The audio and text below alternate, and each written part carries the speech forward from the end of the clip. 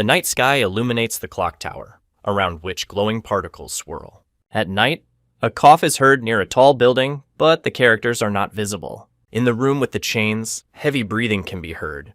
The atmosphere is tense and gloomy. A cry of pain is heard in the dark, expressing intense suffering or shock. The image shows the sound of the impact with blood splattering on a dark background with no visible characters.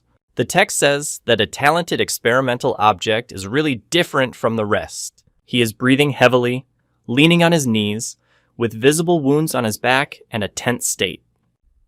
The image shows the logo with the inscription, Bohemian Magic Tower, against the background of a stylized magic circle, Sai. Several people debate whether the magic seal has been activated and the immune response has been suppressed while the bound man is kneeling in chains. He looks down thoughtfully, lost in his thoughts. He breathes heavily and is worried, feeling strong tension and fatigue. The image shows a laboratory with flasks and test tubes filled with different substances and a suspended metal cage. In a dark room, many ants gather around the glowing source, creating a sense of tense and eerie atmosphere. The insect stands on the edge of the phone screen, illuminated by light, creating a shadow on the surface. He exerts the stimulant with effort, expressing determination through blood and pain. Someone screams in pain, and another demands to stop while the chains move quickly in the darkness. With bloody marks on his wrists, he begs to stop, trying to break free from the chains. He confirms to the tower mage that he understands the task, while the other three stand next to books and scrolls in a dark room. He is breathing heavily and lying on the ground with wounds, visibly exhausted from a fight or ordeal. He reflects on how dying in a magic tower is the place he dreamed of. With blood on his face, he holds back the pain when someone grabs him sharply by the hair. He, with blood on his face, looks up, and the other, smiling, holds him by the hair and says something confidently. He smiles, and 5 smiling people watch him with interest and approval. He, bound in chains and beaten, begs for mercy, and the other, holding him by the hair, looks down with a cold expression. He looks away with blood on his face, expressing intense pain and despair. He grabbed the other by the neck with fury, expressing determination and anger in a tense dialogue. He carefully examines the strange symbols on the floor, noticing a small ant crawling along one of the lines. He furiously scolds those around him, calling them idiots, and stomps his foot sharply on the ground. He stands tied up and beaten, and another man looks at him with a serious expression on his face. 2 dead giant insects lie on the floor in a pool of blood, creating a dark and tense atmosphere. He smirks with blood on his face, making a sinister sound. He smiles and says something confidently, standing with 2 companions in a dark room, while the other person listens attentively. He screams with rage and pain, ordering everyone to be quiet and expressing hatred for them. The image shows a tall tower from which a bright light emanates, illuminating the night sky with purple hues. The image shows a text notification when a rank 1 height limit is reached on a dark background. He reads a letter labeled Talentless, while grim hooded figures watch him. He carefully studies the book and holds a broom while the 2 people drink tea and talk at the table. He is kneeling reading a book by the light of a lamp, other books and a stack of volumes lying next to him. Someone admiringly calls Verdun a genius. He smiles, holding a stack of papers in his hands, and seems pleased with what is happening. He excitedly explains that this is recognized by the entire Magic Tower, even Master Balrog, while the other is listening to him at the door. He embarrassedly thanks the interlocutor, starting to say, "Thank you for He listens in surprise as the other reads the letter, holding it in plain sight. A cup of spilled coffee is overturned on the table, which is smeared on sheets with incomprehensible symbols and drawings. The image shows text saying that he presented her thesis as if it were his own work. Against the background of the building, there is a request to believe what is said, but the characters are not visible.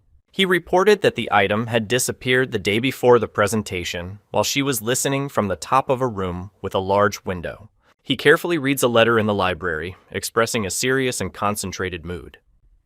He says something with surprise and mild anxiety as he looks up in the room with the bookshelves. He was surprised to realize that there was such a talent among ordinary researchers. With a sinister smile, he orders me to come to his laboratory in 2 days, when the moon will be hidden. The image shows a caption in which the character reflects on what would have happened if he had escaped from the tower then. He lies on the floor in a dark room and wonders if he could live a normal life for the next 7 years. He revealed that he was forcibly imprisoned in the Tower Master's laboratory. 3 people in robes are standing over someone on the ground. One of them is shouting, expressing anger or threat. He said that he was tasked with creating a magic circle and confirming the theory of his dissertation. He contemplates injecting drugs into his veins to observe the reactions and prove the effect of the new potion. With rage and blood in his mouth, he vows to dedicate his life to the magic tower. He lies on the ground with his eyes closed, covered in blood and apparently severely emaciated. The image shows a dark background with a bright inscription conveying a scream or a loud sound. He wonders what he should do now. He says with alarm that he understood, holding the box against the background of trees and the evening sky. She offered to become great magicians together, and he listened to her attentively against the background of a large building. A group of mages in robes stands in front of the castle, one of them smiling and pointing to the other, creating an atmosphere of friendly conversation.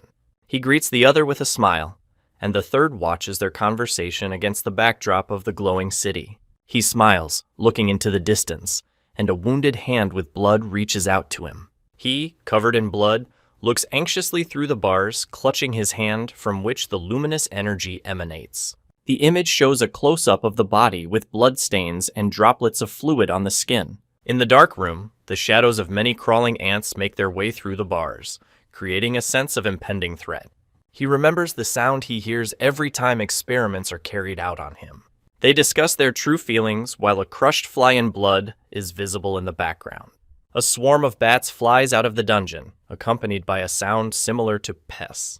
The image shows a huge pile of ants clustered together in the dark, creating an ominous and dense mass. He, shrouded in shadow, holds the face of the wounded man and looks at him, creating a tense and threatening atmosphere. He stands in front of a glowing magic circle that says he will transcend his limits. He clenches his fist, expressing strong tension or anger. He said it was still not finished, against the backdrop of a night sky with a full moon and stars. He reflects on the fact that for 7 years, he has been honing his revenge, putting all his strength into it until the complete completion.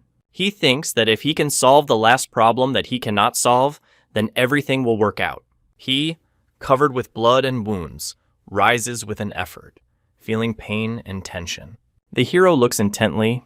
A complex pattern is reflected in his eye, and traces of blood are visible around him. He slammed his hand sharply on the blood-stained surface, causing a tense reaction. The image shows a magic circle with mysterious symbols and an image of a bird, glowing blue in a dark room. He concentrates on directing energy from his hand, despite the wounds and fatigue. He resolutely pronounces plans for tomorrow, surrounded by glowing energy and a tense atmosphere. With burns on his hands, he thinks about completing the defy the heavens theory that allowed him to rebuild his body by accepting death.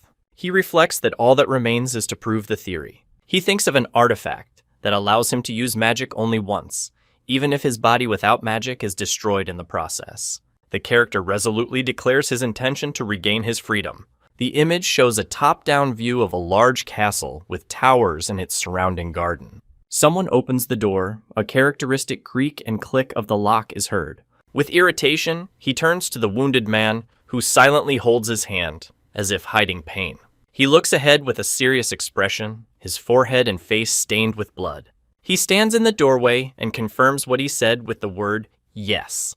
He stands in the laboratory with a flask in his hands, surrounded by books and scientific instruments, looking down thoughtfully. He holds a metal mug from which hot liquid pours and wipes it with a rag. He suddenly turned when he heard the sound and carefully examined the room with the books and the candle. She smiles and lifts her hood slightly, expressing confidence and calmness in the room. She stands by the bookcase, and he carefully examines the object in his hands, not paying attention to her. He smiles and says that there is no need to worry because he is fine, despite the wounds on his face. He began to speak, and she listened silently, not responding to his words. She confidently stretches out her hand, preparing to do or show something. He looks thoughtfully ahead against the background of the large window, without saying a word.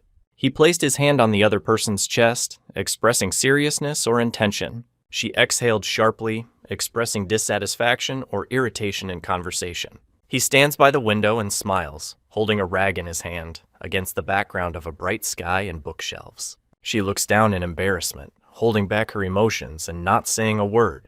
On the street, there is a carriage drawn by 2 horses under the shade of trees, with no visible characters nearby. He stands at the bars of the window and looks out, hearing a knock on the metal. Someone says in their minds, or out loud, that Rowland doesn't know anything. He stands behind bars and thinks that the interlocutor does not know what happened here. He stands behind bars and says that the interlocutor does not even know what he had to go through all this time.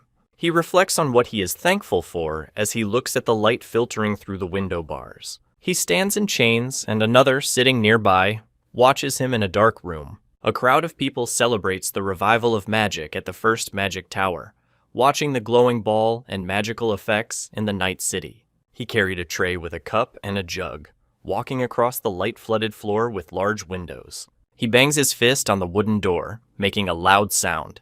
The man at the table threatens to beat up another if his visit at that hour turns out to be unimportant.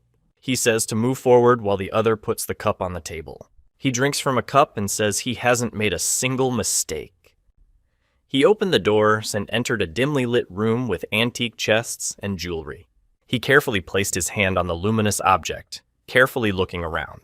He reported that he activated the artifact to drown out the sound.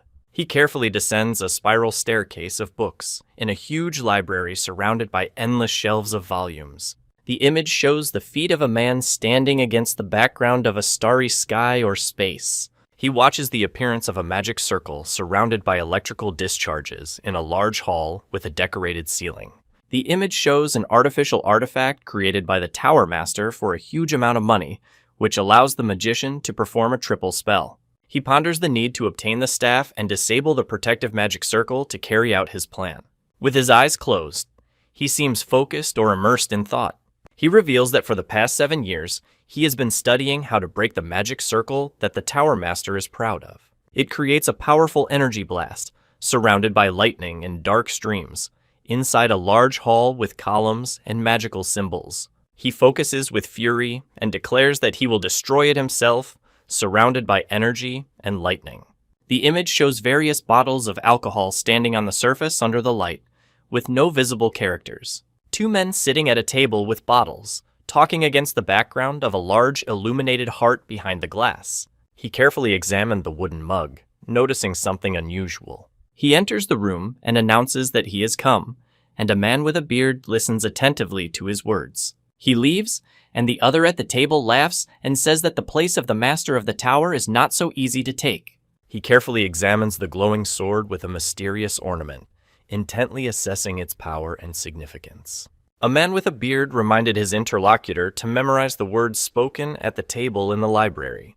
In the library, he reacts frightened to the sudden appearance of someone and tries to call the master. In a panic, he reports an unexpected danger, addressing someone off the frame against the background of bookshelves. He stands in a room with his eyes closed, pointing a glowing object at someone, and another person is kneeling in front of him. He moved forward abruptly, accompanied by a sound that emphasized the speed and strength of his movement. The image shows an emotional exclamation point with a question, expressing strong surprise or shock. He looks with determination and says that he will not let anyone stand in his way. He angrily grabbed his staff and, standing against the bookshelves, expressed his determination to act. A mage wielding a staff summons a powerful 3rd-tier tidal wave spell surrounded by bright blue energy. The image shows a powerful explosion or burst of energy with bright blue and white lighting effects. He looks forward with surprise and tension, surrounded by a glowing effect. The image shows the text Earth Spear against a background that resembles a city at dusk. He creates magic circles by lifting huge rocks, while another character watches from a distance, preparing for battle. He is surprised to notice the falling stones and expresses bewilderment. Someone fell to the floor with force, letting out a loud cry of pain. He clutches the rock and says that he can't let them leave alive. He raised his sword menacingly above her, and she exclaimed in fright. The image shows a dark background with an inscription where someone says that he and the tower are one. The image shows a spectacular sound or explosion, conveying a sharp and powerful action with no visible characters. 3 men fall backwards, and the third stands with a staff, watching them. It is the first time he sees it so closely, and he is surprised. He stands in the doorway and looks intently ahead without saying a word. He stands in front of a glowing magical heart, surrounded by mystical symbols and energy, signifying the source of the magic tower's power. He is about to use the mana from the source of power to activate Sky Defiance and admits that he does not know what will happen to him if he fails. He demonstrates a glowing magic circle with mysterious symbols on his back. He resolutely takes up his sword, thinking that if he doesn't try, he will never know what he can do. The image shows the moment when the sharp tip is thrust into the surface with force and speed. He stands in the center of a magic circle surrounded by luminous symbols, and in front of him is a bound figure. He concentrates on holding a staff that radiates lightning and energy, preparing for a powerful action. He shouts the spell, "Defying Heavens!" Zrenia directing powerful energy to the sword, which begins to glow and radiate power. The image shows a powerful explosion or energy burst with bright blue and purple flashes of light. A powerful blue light flares up around the tower, creating an atmosphere of mysticism and tension in the rainy night sky. The night sky is illuminated by a bright blue light, emanating from a vertical column of energy surrounded by clouds and rain. A carriage with horses is driving along the night road. The sound of hooves is heard. He stands at the window and looks at the luminous pillar without saying a word. With a tense expression, he reported that someone had infiltrated his magic tower. At night, smoke rises over the ruined village under the light of the full moon, and a strange sound is heard. He was panting and trying to get out from under the rubble in the dark. He holds a staff with branches, surrounded by smoke and destruction against the night sky. He looks at his collapsing arm and muses on how the destruction was strong enough to destroy the entire area. But he is still alive. He is on his knees among the rubble and says that he cannot endure this pain any longer. The image shows glowing magic circles descending from the sky, and the character notices that someone is approaching him. He attacks swiftly, summoning magical energy, and someone is surprised to call him the Master of the Magic Tower. He emits a blue glow with his staff as he watches the naked man standing in the smoke among the ruins. He concentrates on releasing blue energy streams from his hand, creating a powerful magical effect. The image shows a powerful explosion with bright blue and white flashes and flying fragments. A silhouette appears in the fog and smoke, creating a tense and mysterious atmosphere in the night city. He holds his sword with a determined expression and suddenly notices something around him, surrounded by smoke and sparks. He concentrates on activating a magic circle that emits light and smoke as he exerts his efforts to perform the spell. He walks on the ground, surrounded by an ominous purple glow that lifts rocks around his foot. He stands surrounded by floating stones and a dark aura, and the speech speaks of himself. He shouts that he will find and kill the enemy, surrounded by a sinister aura and with weapons in his hands. Someone shouts menacingly, "Just you wait!" as lightning flashes over the houses in the stormy sky. The image shows a bright, sunny sky with clouds and trees, with no visible characters or dialogue. The image shows a sunny forest with mountains in the background, with no visible characters or dialogue. He feels very sleepy and says he can't move an inch. He thinks that he wants to stay in this state. He thinks in surprise about the sound of water, trying to understand its source. He plunges into the water, closing his eyes, feeling the coolness around him. Against the background of the sky and trees, a sharp sound is heard, but the characters and dialogue are not visible. He sits by the river in the forest and says in surprise, He holds his head, wrapped in bandages, against the background of the water in the pool. In the water, he is surprised to realize that his appearance has changed. He rubs his eye in surprise, noticing something unusual around him. He held his chest and asked if something had happened while his body was being rebuilt. He is surprised and says that he thought it worked. He reveals that after meeting the people from the Magic Tower, he managed to defy the heavens and quickly escaped via teleportation before the Tower Master found him. The image shows the sky with clouds and trees in the foreground, The characters are missing. On his knees by the river, he muses that he has never seen this forest, and such plants as were not in the magical tower of Bohemian before. He realizes that he has successfully teleported across half of the continent. He reveals that he successfully performed the ritual by changing his body and escaping using a magic circle prepared in advance. He sits on the grass in the forest and laughs loudly, expressing joy or relief. He lies on the grass and touches a daisy surrounded by other flowers with his hand. He lies on the grass and laughs, thinking that the one who destroyed the magic tower will not be found and that he, their test subject, has escaped. He lies on the grass and smiles, thinking that this is not enough to destroy the magic tower. He stands in front of a huge, luminous heart to which many wires are connected, immersed in study or analysis. He lies on the grass and decides to wait for the magic tower to be rebuilt in order to become stronger for revenge. He stretched out his hand to the bright sun against the blue sky with clouds. He clenches his fist forcefully and declares that this is his only target. He said that apparently they would have to say goodbye to the magic tower for a while. The goblin tries to crack a large wooden box in the forest with an axe. He reaches out his hand and begins to say something, expressing determination and concentration. The monster with a smirk asks who it is, reacting to a glowing object in the sky. He stands in the forest and stretches out his hand, from which dark energy emanates. He stands on a forest path and carefully examines his hand, thinking about what is happening. He muses aloud that his appearance and magical power have not changed much, despite the change in hair and eye color.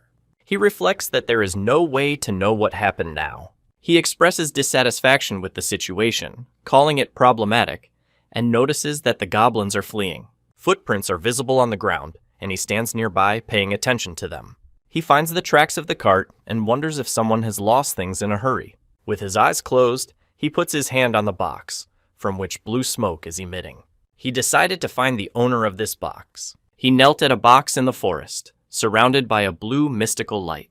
It screams violently and releases a powerful electric charge directed downwards. He scolds the horses and orders them to run faster as they race through the forest. In a panic, he pulls on the ropes and thinks about how he ended up in such a situation. The heroes unexpectedly encounter the remnants of bandits in the forest, who were believed to have recently been destroyed.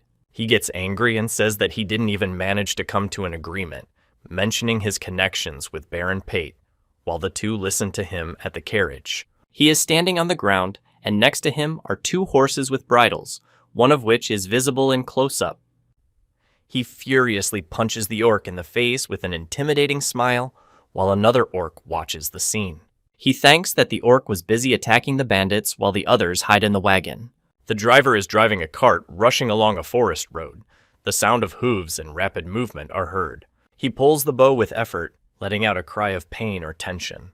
He drives the wagon furiously, shouting and trying to control the horses. The wheel of the cart crashes into the roots of the tree, and someone exclaims in surprise. Someone screamed loudly in terror or pain. A man is lying on the ground next to an overturned cart, and a cry of "Run without" is heard from above. He leans on the ground in the forest and complains of back pain. He reacts with surprise and anxiety to an unexpected event in the forest. He stands in the forest at night, surrounded by many glowing eyes that make frightening sounds. The image shows a moment of sudden surprise or shock, expressed by a large dash sign on a dark background. Several orcs look menacingly at the man, who, trembling, utters a curse to himself. Several orcs attack furiously, but one of them receives a powerful blow accompanied by a cry of pain. With his eyes closed and a drop of sweat on his face, he thinks it's all over. He creates a stone wall to defend against an attacking goblin in the forest. He watches from the dais the orcs gathered at the stone, preparing for some action. A monster with red eyes and fangs smiles maliciously, surrounded by other creatures ready for action. He stands on top of a cliff and talks to an orc who looks up at him. He concentrates on creating a fireball in the palm of his hand, emitting powerful energy. Monsters with red eyes and fangs roar furiously and attack. He smiles, reaching forward against the backdrop of falling fireballs and a bright sky. He thrusts his sword into the fire with force, creating bright flames around him. A fire broke out in the forest, engulfing the trees, and the flames are quickly spreading among the branches. He stands on top of a cliff, emitting power while enemies fall into the fire and flames below. The ogre and his minions laugh viciously against the background of the fire, making terrifying noises. The monster screams furiously and points down, causing fear in the surrounding creatures. He stands on top of a cliff, surrounded by fire and smoke, while loud noises are heard around. He casts the spells Multiple Fire Arrows and Whirlwind, summoning magical symbols and electrical discharges around his arms. He concentrates on casting the spell Double Casting, surrounded by magical symbols and energy. The man casts the spell Heatwave Arrow, summoning magic circles and fire arrows aimed at a group of opponents. Against the background of the explosion and fire, a powerful blow occurs, accompanied by loud noises. Several green-skinned creatures lie on the ground. One of them stretches out its hand, making a sound. He stands in the forest under a glowing magic circle and thinks that he could not kill a single goblin before, surprising even himself. He stands in the rain and thinks that now it seems that none of them are left. He stands on the slope and thinks that he needs to get Mabu out before he loses consciousness. Otherwise, the rescue will be in vain. He hides behind a rock while a huge monster with red eyes and an open mouth looms behind him. He turned around abruptly when he heard an alarming sound that made him frightened and wary. He was surprised to realize that one of them was still alive. The image shows a blood stain on a dark background with a sound effect that conveys a sharp or sudden sound. The image shows a darkened background with vertical lines and dots with the number 4 in the center with no visible characters or dialogue. He rides a cart drawn by 2 horses along a country road among the trees. He laughs and happily pulls on his belt, expressing delight and amusement. He says with a smile that he would not have survived without help, and the other listens silently, sitting in the shade. He sighed heavily, expressing fatigue and tension. He talks happily, and the other thinks with irritation that he talks too much. He admitted that the situation was a little dangerous. He was surprised to realize that one of them was still alive. He prepares to strike with glowing energy while a creature with red eyes and sharp teeth yells at him. He delivers a powerful blow with a glowing sword to the monster against the background of a gloomy forest and a red sky. He raised his head with a smile and said that he was not afraid of the upcoming trials. The image shows a part of the body of a man in dark clothes with a chain. The details of the scene and the characters are not visible. They discuss that thieves usually do not appear in places with frequent animals, and one of them encountered them here for the first time.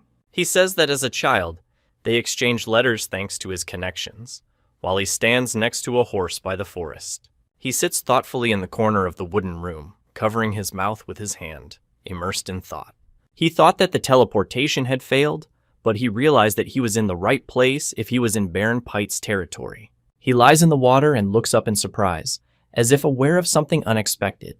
He speaks with a serious look, and the other responds with a smile, sitting on a chair against the background of the forest.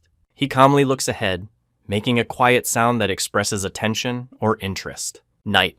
An illuminated mansion with closed gates and glowing windows, surrounded by cloudy skies. He looks alarmed, and the 2 men behind him react with surprise and embarrassment to what is happening. He scratches his head in embarrassment and laughs, expressing slight confusion. He tells the other about the attack, but warns that they are animals. Against the background of a crowd of people at the wall at night, he smiles as he looks at a man by the horses who is preparing for a ride in the forest at night. 3 are standing in a spacious room with a patterned floor, 2 of them in uniform, watching the 3rd looking up. He enters the room with his hand on his chest, and the servants politely bow their heads as a sign of respect. He smiles, showing confidence and calmness in the conversation. Pete Henrod greets the crowd at the table, where the servant is serving food and expresses his joy at the meeting. A variety of dishes and drinks are served on the table, but there are no characters in the frame. He sits at the table and says that he would like it. He eats meat from a fork at a table in a luxurious room. He muses that in order to achieve his goal, he needs money and the opportunity to practice magic in battle. Against the background of hanging bodies, it is said that they were all residents of a nearby farming town, which was found completely destroyed. He said that at first they did not know who was behind it, but then they found out that it was the work of bandits. He reported that when searching throughout the territory, they found nothing. sitting at a long table in a luxurious room. A man with burgundy hair said that it was all just speculation, while the other sat silently at the table with food. He smiles with his eyes closed and his hands folded, expressing calmness and confidence. A warrior in armor stands with his back to the crowd at the gates of the fortress under a clear sky. A loud shout is heard from the crowd. A knight with a mustache bent down, holding his chest as if in pain against the background of the street and passers-by. He laughs and says something cheerful, while another strokes a horse standing next to them on the street outside the building. He introduced himself as Asher while shaking hands with another man, and a third watched them from afar. He thought that work would be a good opportunity, but he did not expect to hunt for bandits, and the interlocutor suggested that it would be better to prevent problems without taking advantage of their presence. He thinks that he should consider this as payment for his stay with them. He asks the other if he agrees with the plan, while a crowd gathers in the background. He with a beard reads the letter attentively, and another with dark hair reports that strange events have been happening lately. He shows a pendant and begins to speak, but his words are not visible in the image. He stands at the gate of the castle, watching the knight who leads the horse inside. 4 men walk along a forest path surrounded by trees, accompanied by several figures in dark cloaks. A man in armor looks at another, who pushes back the branches as if noticing something in the forest. He in armor says that if there are no problems, they will be able to pass safely, and the other listens to him against the background of the forest. A man with a mustache looks worried and sweats against the background of trees and blue sky. He stands in the forest, surrounded by shadows, and looks intently ahead, as if waiting for someone or something. He waved his hand abruptly, creating an energy sweep in front of him. The image shows the word dispel on a background with a black to light gradient with a blurry effect. He stands in the forest, activating a magic circle from which red lines emanate and stones fall from the sky. Against the background of the mountains and the sky, a red magic circle with patterns and eyes appears. Surrounded by a glowing halo, he is in a cloak pointing at a group in the shadows, and the other 2 are preparing for battle on a forest path. He concentrates on holding a glowing sword in front of him, preparing for battle or the use of magic. A group of people walk along a forest path surrounded by trees, accompanied by sounds marked with large red letters. He stands against the background of trees and a bright sky, calmly looking ahead, surrounded by soft light. In amazement, he asks who he is. 3 men are standing among the remains of creatures, and the inscription says that death is always near the adventurer, but people still admire them. A bloody hand lies on the floor next to a sword and scattered coins, and the inscription says that with skill comes wealth and glory. He explains that people lose control and point their blades at each other, overwhelmed by desire and loss of honor. He threatens the person lying on the ground with 2 swords, and the other stands nearby and watches what is happening. Someone exclaimed, "Damn it!" against the background of the evening sky and trees. He stands with his foot on the stomach of the prostrate man, and the other watches him in amazement. A dead animal lies on the ground in a pool of blood. The feet of a man in shoes are visible nearby. The sword-wielding warrior ordered the others to hunt, pointing to the wounded animal on the ground, while another man stood nearby in a cloak. The senior knight receives orders, and the other warrior listens attentively to them, preparing to carry them out. He in armor speaks restrainedly, and the other hands him a sword, expressing readiness for action. In armor, he looks warily at the interlocutor and prepares for a possible conflict, and the latter tries to stop him by raising his hand. He stands silently against the background of the trees, not saying a word. He examines the sword carefully, while the other says that the blade is cleaner after wiping.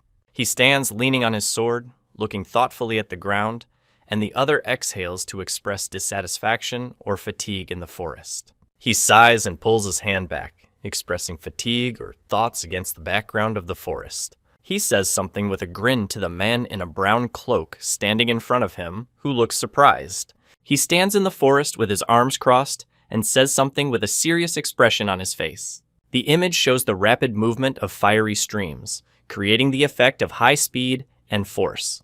He was surprised to see an explosion of fire at his feet, and another man watched with a serious expression on his face.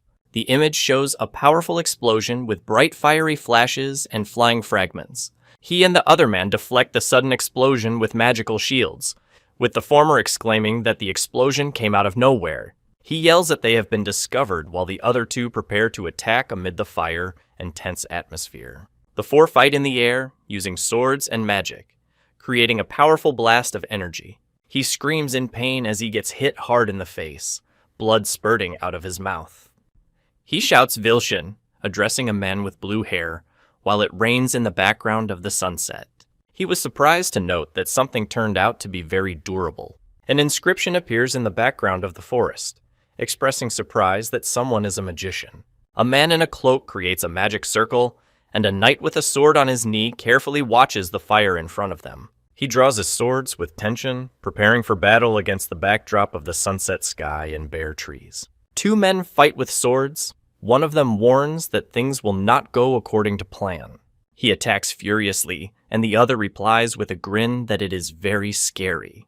The image shows an abstract scene with vertical lines and black spots on a light background, creating a tense atmosphere.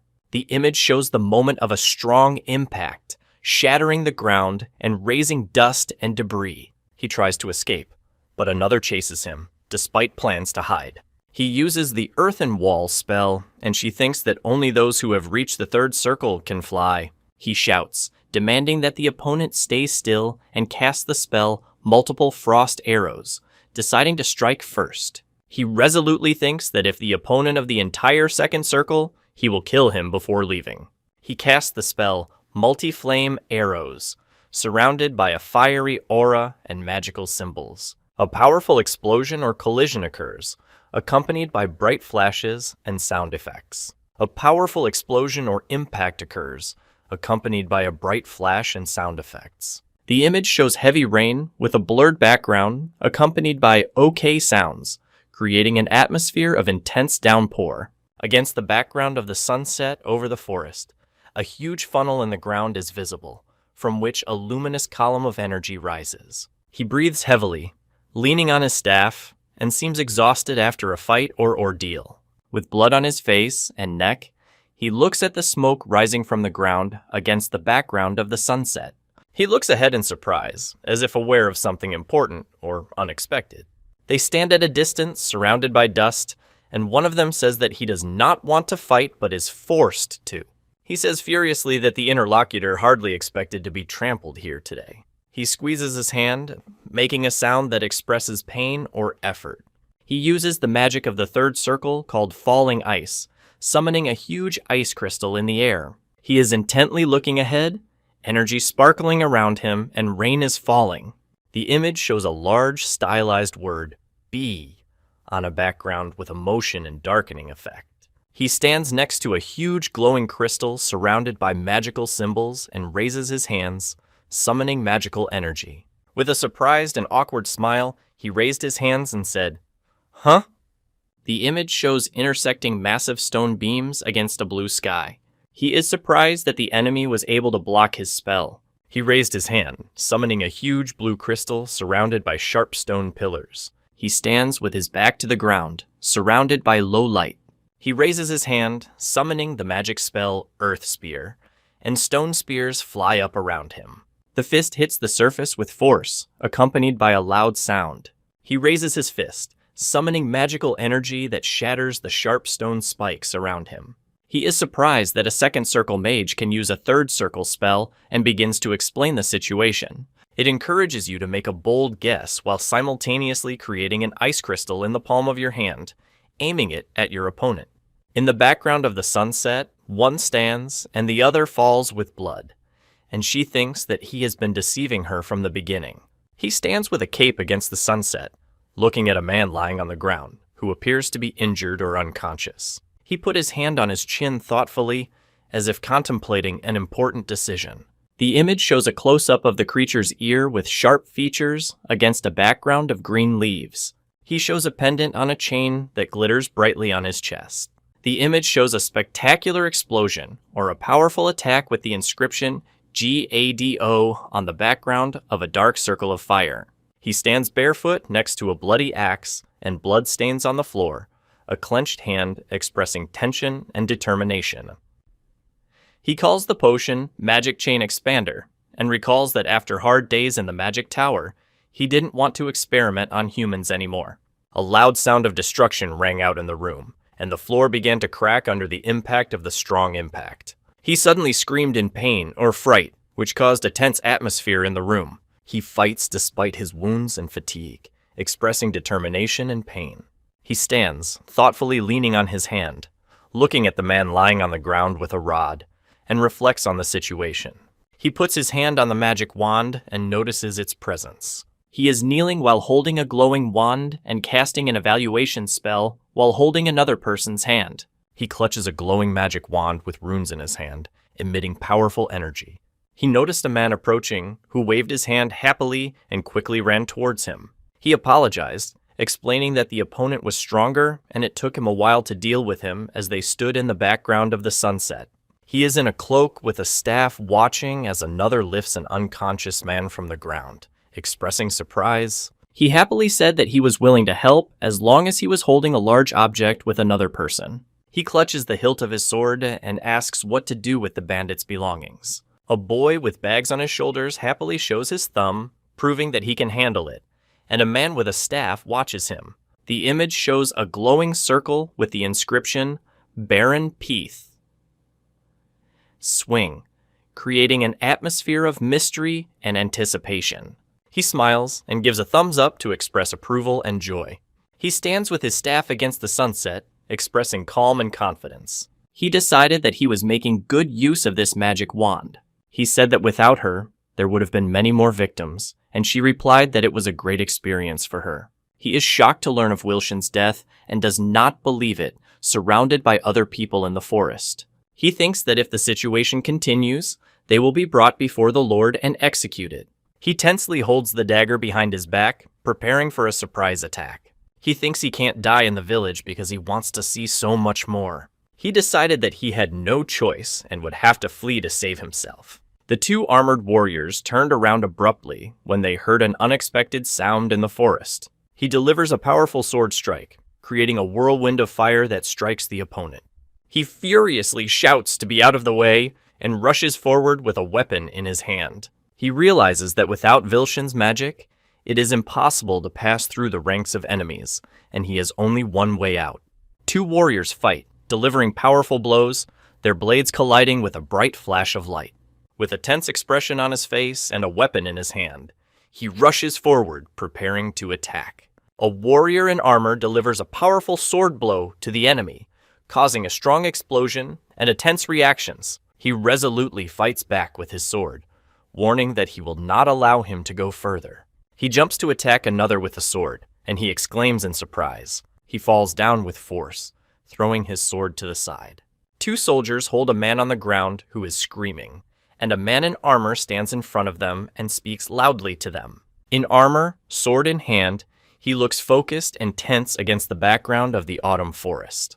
He says that pride is something that only the living can enjoy when approaching their gangster friend. A man with a knife threatens another who is lying on the ground and sweating with fear. The image shows the word Stan in a dark style against a red and black gradient background, with no visible characters or dialogue. The image shows feet in boots taking a step on the ground, creating long shadows. He explains how to do something, and the knight responds respectfully while several people on their knees watch them. He in a white cloak and a knight with a sword stood in the forest facing two bound men, preparing to talk or resolve a conflict. Three men were tied up with ropes. One of them says that they were caught, and now they need to wait for what will happen next. He orders the bandits to be moved, standing against the background of armed men in the forest. The warrior orders the prisoner to rise, the bound man tries to get up, and the other watches with tension. He yells that he doesn't want to die like this, and tries to stop his pursuers, asking them to wait. A group of people with a sword in their hands stands over the defeated on the ground, preparing for further actions in the forest. He speaks with a serious expression to the other, who looks surprised and looks away in the forest. Two men are standing in the forest, one holding a sword, and a tense conversation takes place between them. He asks in surprise if this is what he sees when he looks back in the forest at sunset. The focus is on an inscription asking about the smell of blood, against a background of dark red shadows and silhouettes. Four are standing in the forest. One with a sword is preparing for battle. The rest are tensely watching what is happening. It deflects a powerful punch that causes a bright flash and flying fragments. On the ground, traces of blows or falls are visible, tree roots stick out nearby, but the characters are not shown. A group of warriors stood on alert. One of them exclaimed in surprise, noticing the unexpected event around them. He says with a smile and a drop of sweat on his face that if the opponent does not surrender, he will be forced to use force. They look at a huge orc with weapons, and one of them is surprised that this creature is called an orc. A silhouette with a weapon stands in a glowing net, screams, and the noise of battle can be heard around. He thinks that this creature must be the leader of those beasts. The monster with red eyes and a huge smile with long mouth corners is described as incredibly large, towering over its relatives. A huge red monster with a huge sword strides forward menacingly, causing tension in the forest. A huge red demon screams and points with fury, while green creatures with axes and fangs prepare to attack. The knight orders his men to pursue the orcs, giving the command, "Orcs, follow me!" He delivers a powerful sword strike, causing a blast of light and sparks when he collides with an opponent. He abruptly delivers a powerful blow, accompanying it with a scream. A monster with red eyes delivers a powerful kick to a knight who is preparing to defend himself. The image shows the sound of a bump or fall with the effect of dynamic movement and tension. The two fight a giant arm, repelling it with a powerful light strike. It deals a powerful blow to the red-eyed creature, causing an explosion and destruction around it. A warrior in armor strikes a large monster with red eyes with a spear, causing it pain and blood. He delivers a powerful sword blow to the chest of the huge creature, which is smiling maliciously despite the wound. A group of 4 people in the forest are preparing to fight a huge creature advancing on them. The monster with blood on its face makes an angry sound, expressing aggression and pain. The monster grabbed another, who screams in terror and tries to break free from his grip. 3 warriors with swords look up warily, where the shadows of enemies or objects falling on them are visible. A bone is stuck in the huge creature. Blood flows from the wound, showing its wounded condition. A red-eyed monster with a huge sword smiles maliciously, surrounded by fire and smoke, and an ominous black and red symbol appears above it. A man in a cloak with magical symbols asks if this is eating his own, while the 3 armed are preparing for battle.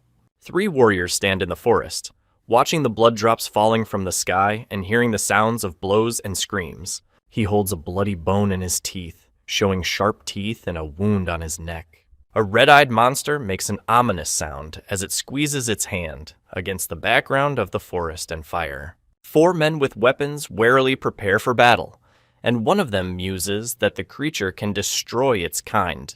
The ogre strikes with a grin, preparing to attack against the backdrop of the sunset sky and trees. He delivers a powerful sword blow to the opponent, who flies back from the attack power. The man lies on the ground and looks at the huge sword that falls from above with great force. He deflects a sword suddenly thrown by the orc, surprised by the unexpected action of the enemy. He slashes with his sword, causing sparks and cracks on the blade. It delivers a powerful blow, destroying the stone surface with a bright explosion and fragments. It shatters glass with a powerful blow, causing an explosion of shards and light around it. He looks into the eyes of an enemy who has sharp blades up close and prepares for a fight. He screams in pain or rage against the background of an explosion or a powerful blow. He moved forward abruptly, accompanying the movement with a loud sound. The armored knight yells at the brown-haired man, who also expresses indignation and tension in response. He warns Peric to be careful when a threat suddenly appears, making him wonder when it happened. He concentrates on delivering a powerful blow, declaring that he will cut something this way.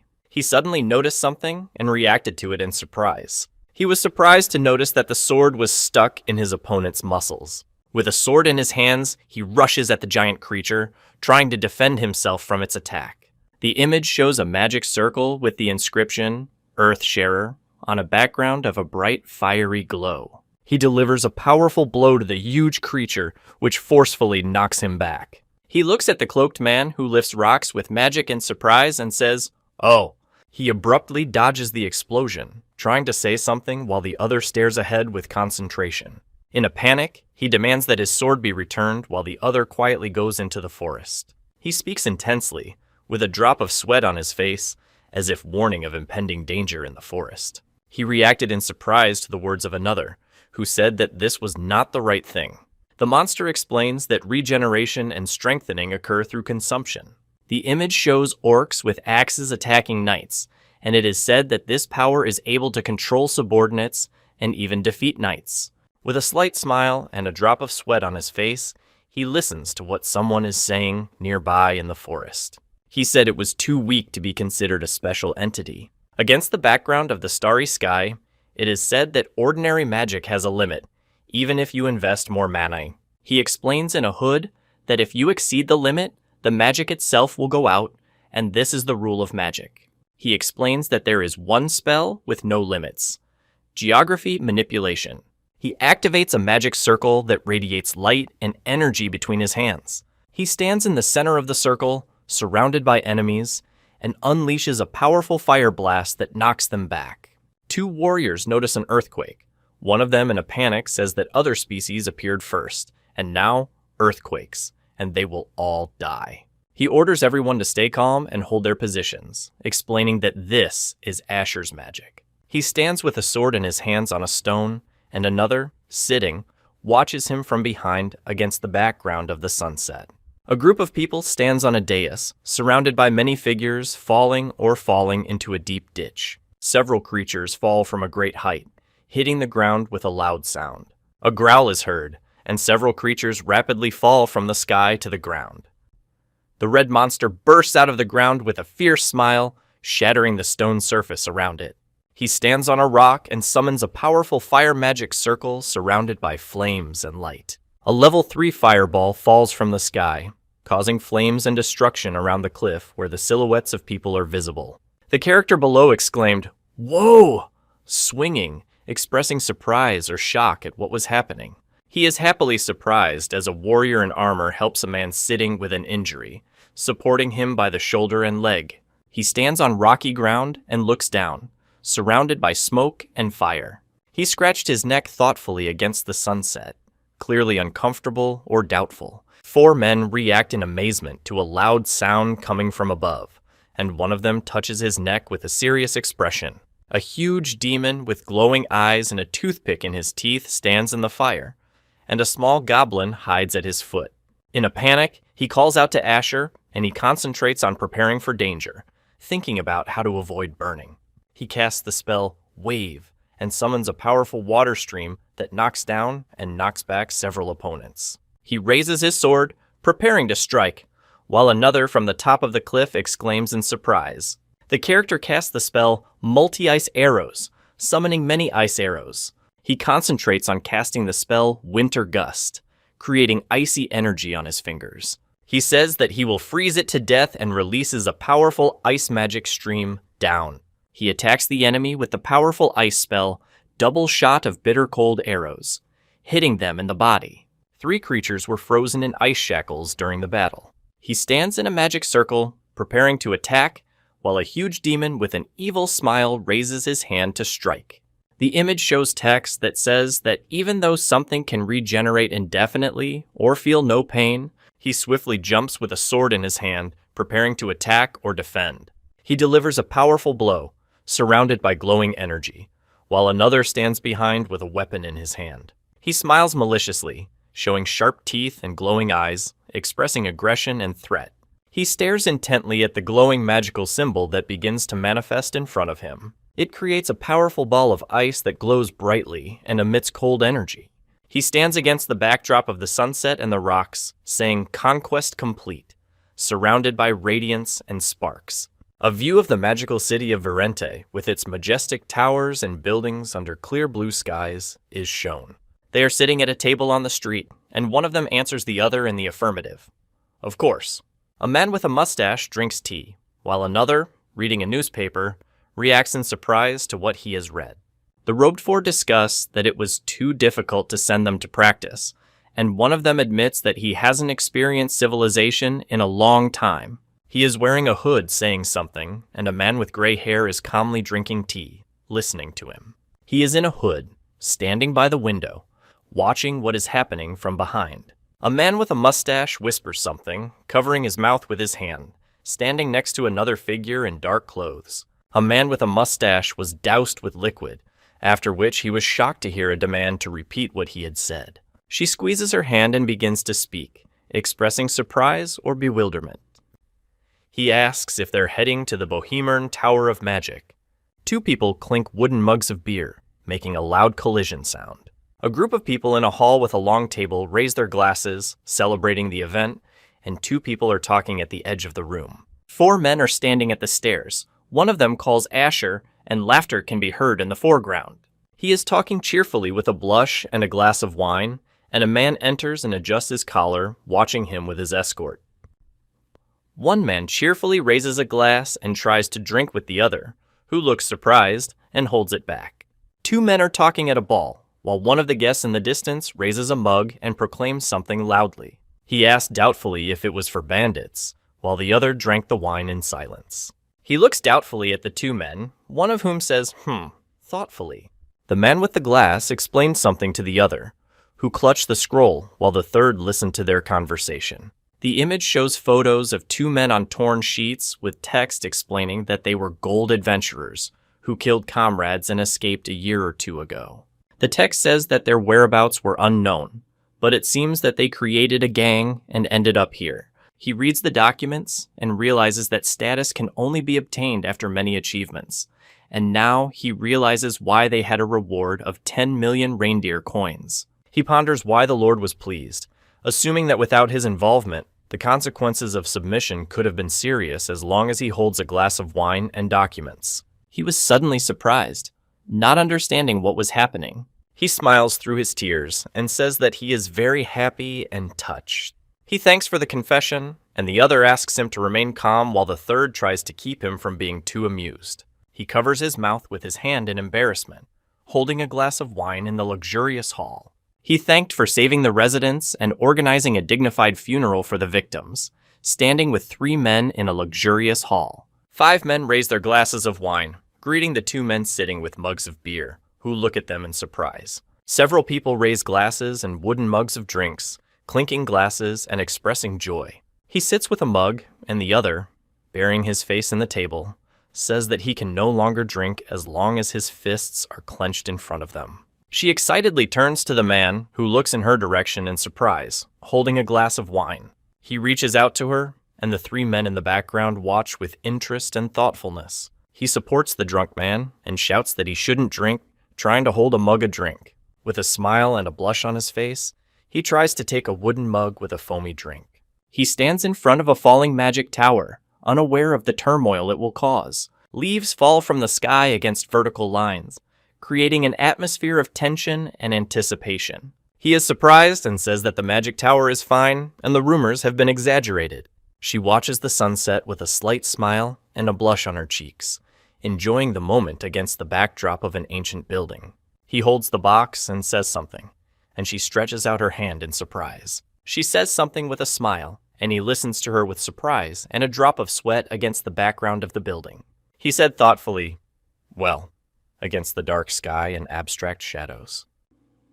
He points his finger at the crowd of people gathered in front of a large screen against the background of the sunset sky and buildings. On the wall hangs a list of missing people with a title in English and incomprehensible symbols instead of names. She stands in the dark with a tense expression and red eyes, making an ominous sound.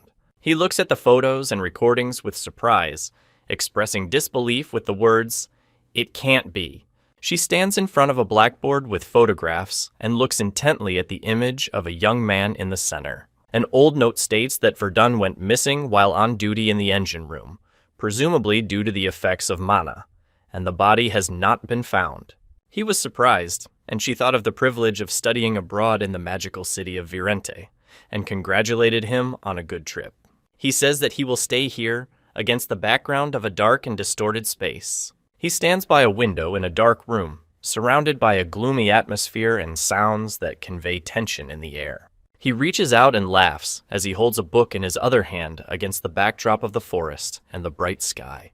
He covered his face with his hands and expressed great excitement or fear. He cries out in despair that he does not want to part with Verdun in this way. He falls with great force, remembering a dear friend who was like family to him. He put his hand on her head as she covered her face, expressing strong emotions. She cries and asks for help, and he puts his hand on her head, trying to calm her down.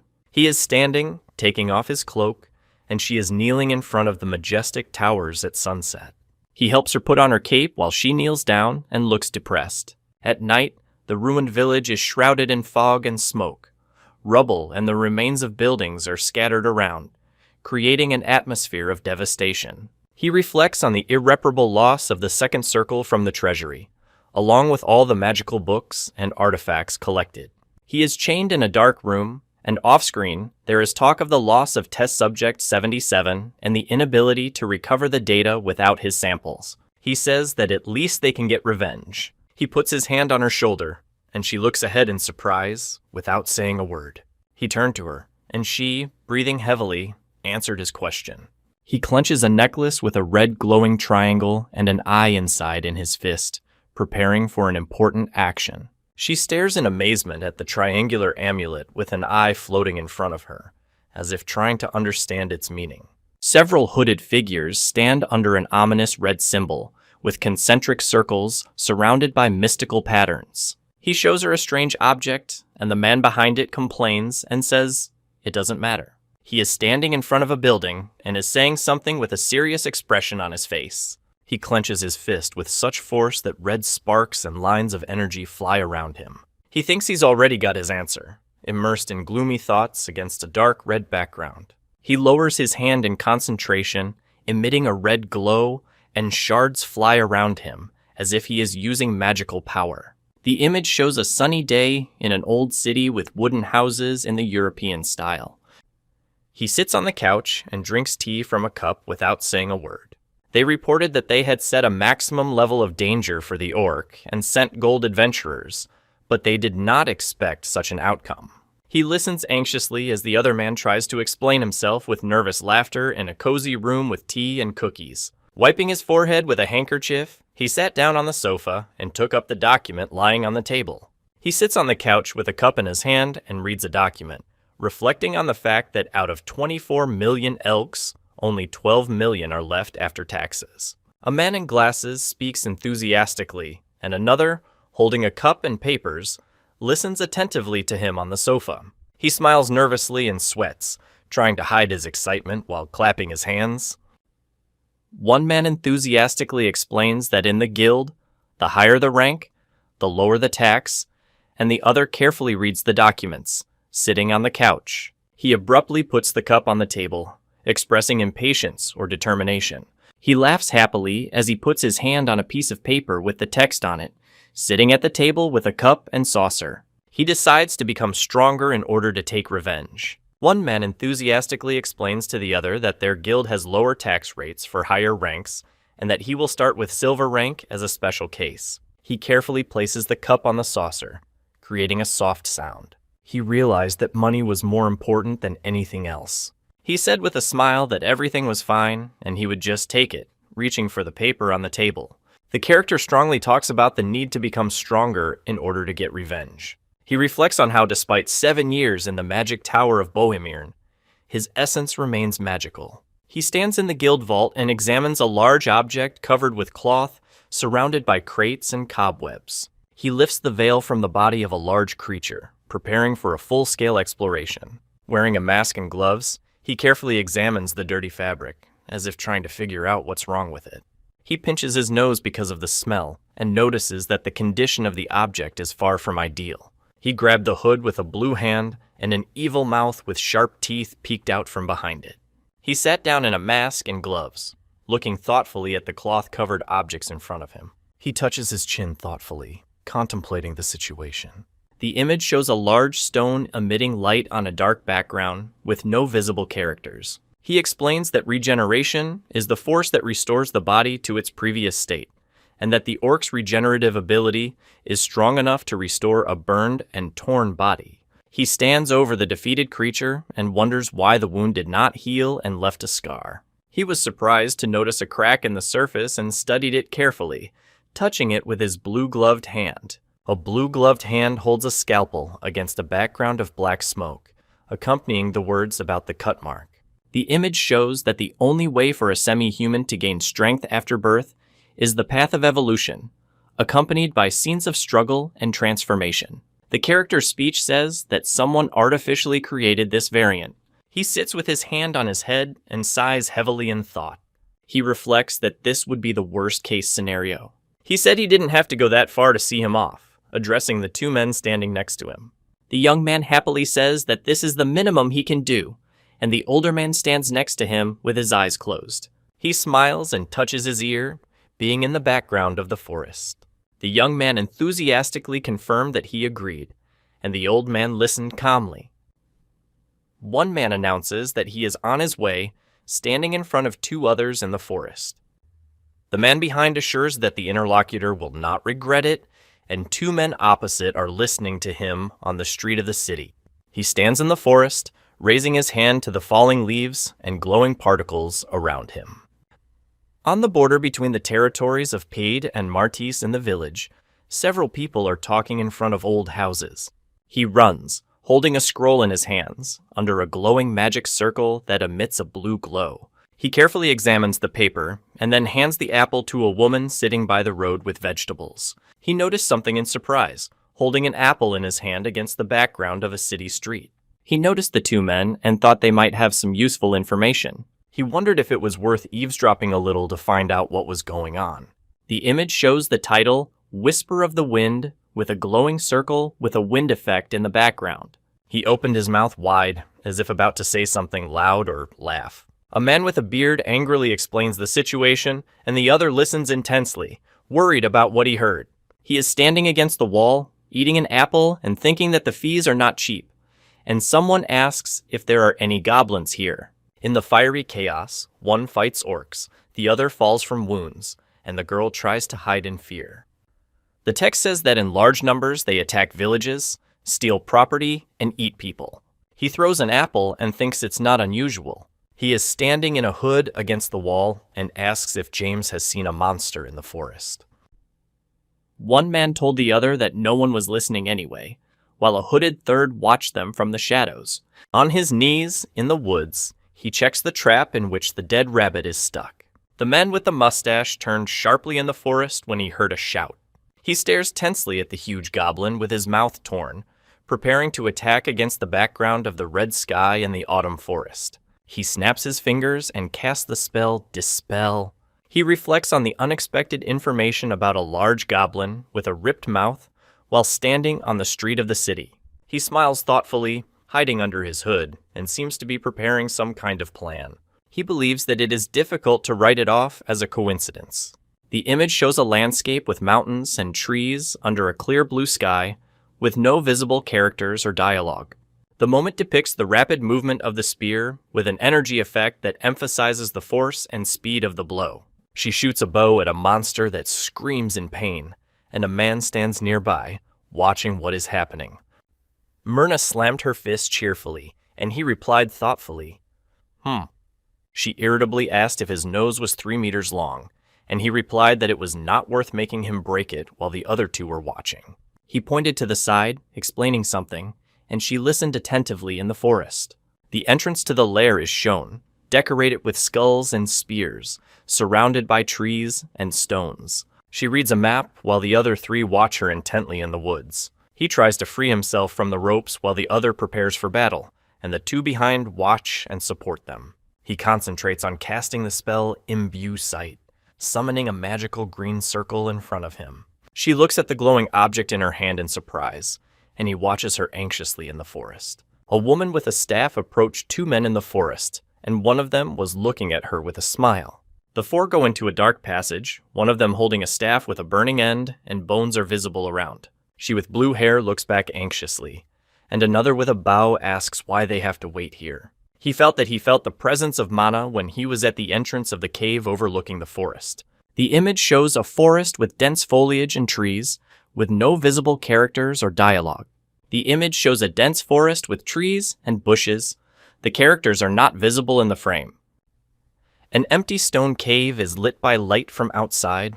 The sound of footsteps can be heard. The three creatures knelt in front of the bonfire of skulls and bones in the cave, making shrill sounds. He stands at the entrance to a dark cave, noticing a glowing object in the depths of the tunnel. One of the goblins gets an arrow to the head and screams in pain, while the other watches in amazement. Two of them run at the same time, and one of them resolutely declares that the time has come to act. The two warriors rush to attack each other, delivering powerful sword strikes and causing bursts of energy around. She confidently said that it would end quickly as he held the bow and blood arrow, and she looked at him with a serious expression. The four stand in the cave and look around attentively, sensing the approach of danger. She stopped at the wall in the cave, and two men watched her, waiting for her words. He stands in the middle of a ruined gorge, surrounded by defeated green creatures, leaving behind shadows of wings. He stands by a cliff, watching the creatures fall down, after which a loud sound of falling is heard. She shuddered sharply, noticing something unexpected in front of her. He asked Myrna what had happened to her, noticing her alarmed. They look at the bloodstain on the wall, hearing a strange sound coming from a dark corner. Someone shouted sharply in surprise as the blows and falling bodies were heard in the darkness. He sits in a dark room and holds a key in the form of a leaf in his teeth. The three men hide behind the rocks as they watch the huge rock fall and shatter with a loud sound. The four heroes in the cave react to something with surprise and wariness, asking, "What is this?" One of the characters notices a giant goblin eating his own kind, and is surprised that there was no mention of a mutant in the mission description. He resolutely clutches his weapon and says that now they need to focus on destroying a large target that they can defeat. He orders Mild and Loke to apprehend the enemies and promises to finish them off. The image shows a glowing green logo with the name Limit-Breaking Genius Mage on a black background with stars. The image shows a magical glow and a blow to a surface, creating the effect of explosion or destruction. She jumps with spears in her hands, preparing to attack, and the green creature with red eyes looks up in the cave. He draws the string of his bow, ready to fire, looking intently at his target.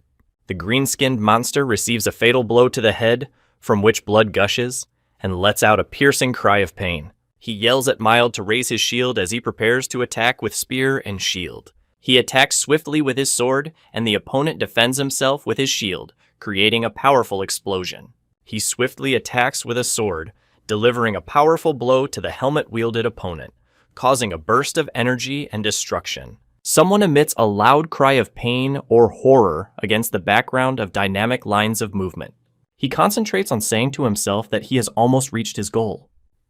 Armored with a sword in his hand, he dodges the blow of the huge creature, expressing determination and tension in battle.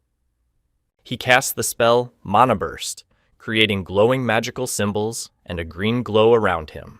He attacks a large opponent with green magic, creating powerful explosions and protective symbols. The monster screams in pain and falls, making loud noises of fear and terror. The red-eyed creature violently attacks by waving its arm and knocks the other down, causing a cry of pain. He anxiously reported the approach of the enemy, and the other listened to him in the cave with surprise and wariness. She warns the leader to dodge when something heavy falls above her. He casts the spell Air Rail against the background of a stone wall in a dark place. The mage summons a powerful lightning strike, causing a bright flash and the destruction of the ground around him. The image shows a powerful explosion destroying the ground and causing the release of dust and debris. She sits against a wall with a blood stain and makes a sound of pain. The image shows a flying arrow accompanied by the sounds of a shot and a blow. He delivers a powerful blow to the face of the green-skinned creature, from which blood spurts and an eye glows. It makes a sharp sound, expressing pain or tension in the chest. It abruptly falls to the ground with great force, creating a strong impact and a dust explosion around it. A group of 3 people rush to a girl with blue hair who looks anxious and tense. He thinks that if the goblin had crashed into him directly, he would have died, but the trajectory has changed in the air, and he wonders what it was. A group of heroes thanks fate for successfully completing the mission without injury and decides to return to the village as soon as possible for a reward. He stands against the wall and with a smile creates a magic circle of glowing energy on his fingers. He reveals that thanks to this, he saw one of the samples of the laboratory, a half-human named Jester. In the dark forest, a sinister creature with glowing eyes and an open mouth appears, making a frightening sound. He smiles maliciously, biting his finger against the background of a gloomy forest. The text says that this goblin was different from ordinary jesters. He muses that this killed goblin didn't have enhanced strength and couldn't regenerate. Maybe it was a big goblin or a failed experiment. She looks anxiously at the man standing at the entrance to the cave, as if waiting for his actions or words. She thought that it was no coincidence that she felt his mana near the cave at that moment. He says, in a dark cave with a disgruntled expression on his face. He reports that someone came while he was gone, walking through a rocky cave with a sword on his belt. He with a staff looks warily ahead, and another with a shield warns of possible danger. With a sword in his hand, he pushes away a wounded opponent who lies on the ground, bloody and unconscious. He stands thoughtfully at the entrance of the cave, and the other two look at him with worried faces, waiting for a decision. He suddenly opened his mouth, expressing surprise or insight in the cave. He spared his head and said that he couldn't help while 4 men with weapons watched him warily in the cave. He shrugged his shoulders with a smile as he explained something while standing on the ground with a sword in his belt. 3 are preparing for battle. 1 with a staff, another with a bow, a third with a sword and shield, carefully assessing the situation around them. 4 characters met at the rocks. 1 asked if she was alone, to which she replied in the affirmative. He is standing on the rocky ground and explaining something while looking at the rocks in front of him. He looks down in surprise and anxiety, clutching his staff in his hand. He examines the sword in his hand with interest, standing in a stone cave. With a sword in his hand, he admitted that he really wanted to hear the cry of the interlocutor. Someone asks who wants to die first. He stares intensely at the man with the sword who stands menacingly in front of them, surrounded by an ominous purple light. He laughs while holding a sword and appears to be saying something cheerful in the cave. He suddenly realized that the voice was coming from behind and tried to figure out who had said it. The image shows a powerful explosion or impact with bright energy, accompanied by a sound effect, but the characters are not visible. The image shows a close-up of clothing, characters, and dialogue are not visible. He takes a step on the rocky ground, the sound of which is clearly audible. He jumped into the pit with determination, preparing for the upcoming test. He concentrates on using magic, creating a glowing blue circle and an energy ball in his hand against the background of a stone wall. He with a staff radiates energy with no intention of interfering, while another with a sword stands on the slope among the rocks. He thinks that if he hadn't intervened, the group behind him would have been completely wiped out by that person. He looks down anxiously, feeling intense excitement and uncertainty. He reflects on the fact that the man just called the goblin a guinea pig. He recalls someone backstage calling himself the Professor, standing in the ruined area with a tense expression on his face. He thinks with tension that it is definitely related to the half-demons of the Jester clan. He says that he does not have to answer the question and activates the magic circle, summoning electrical energy around him. He pronounces the word personality with tension, expressing determination and concentration. He threatens his opponent with death, assuring him that he will die by his hand, and rushes forward with a sword. He uses magic to create multi-flame arrows that shoot out of a magic circle against a stone wall. He concentrates on releasing powerful purple energy beams, creating a tense and dynamic fight scene. He strikes sharply with his sword, and the other tries to defend himself in response, expressing surprise and tension. 2 fight, 1 releases a powerful magical pulse, causing an explosion and a cry of pain from the other. He strikes quickly with his sword, and in his mind, 1 thinks that his speed and strength are related to energy, although the blows are lighter than those of the Knight of Pite. He thinks his opponent's speed is vastly superior to them, and regrets not being able to end the fight with a single punch. He decided that he would have to change his combat strategy. He drew his sword, preparing to fight the cloaked man standing in the dark cave passage. He throws himself down, and the other defiantly says he wants to see how he handles it. He casts the spell Double Casting, creating magic circles and causing ice effects around him. He notices with tension the simultaneous use of ice and wind elements. 2 men fight, 1 unleashing ice spears and magic circles, attacking the other, who defends himself with a sword. 3 men use a double spell with 2 elements. 1 of them admires it, calling the technique impressive. A dark silhouette warns that a miss will render everything pointless, while a white-haired man prepares to attack. He dropped to his knees abruptly, surrounded by the tense atmosphere and sounds. The image shows a powerful energy explosion destroying the earth, and creating a bright glow. He attacks the man with the staff, delivering a powerful sword blow, and he reacts to the sudden attack with surprise. He is surprised to think that a mere mage dodged his attack. He is surprised by the speed of the magician's reaction, and she is also amazed and does not understand how this is possible. He activates the ignition ability, surrounded by flames and lights, preparing for a powerful action. Against the background of the explosion and fire, a hand can be seen squeezing the stone, creating a powerful energy effect. Against the background of rain and fire, a stone cliff is visible, but there are no characters in the image. He is kneeling in the rain, holding his sword in front of him in tense readiness for battle. He creates a magic circle while the three watch from the ledge, preparing for battle or defense. She screams in fear and pain, expressing a strong emotional shock.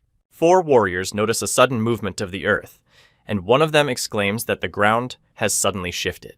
The image shows a rocky cliff against a gloomy sky with no visible characters or dialogue. She notices that the spell is extremely inefficient in terms of mana cost, but he still uses it in combat while the others listen attentively. She looks anxiously at the glowing magic circle in the cave and reacts tensely to what is happening. He floats in the air with a staff in his hand and says he's never heard of it before. He said with a smirk that if you don't give up, you can win, despite the difficulties. He notices that someone has moved into the air and confirms it to himself. He ponders why he brought all the adventurers there despite the huge mana consumption. He asks in surprise what it is. He is standing over a man lying on the ground with a sword surrounded by a glowing effect. It directs the hand downwards, releasing powerful blue electrical energy that illuminates the dark space around. He looks up tensely, sweat running down his face, expressing anxiety and tension.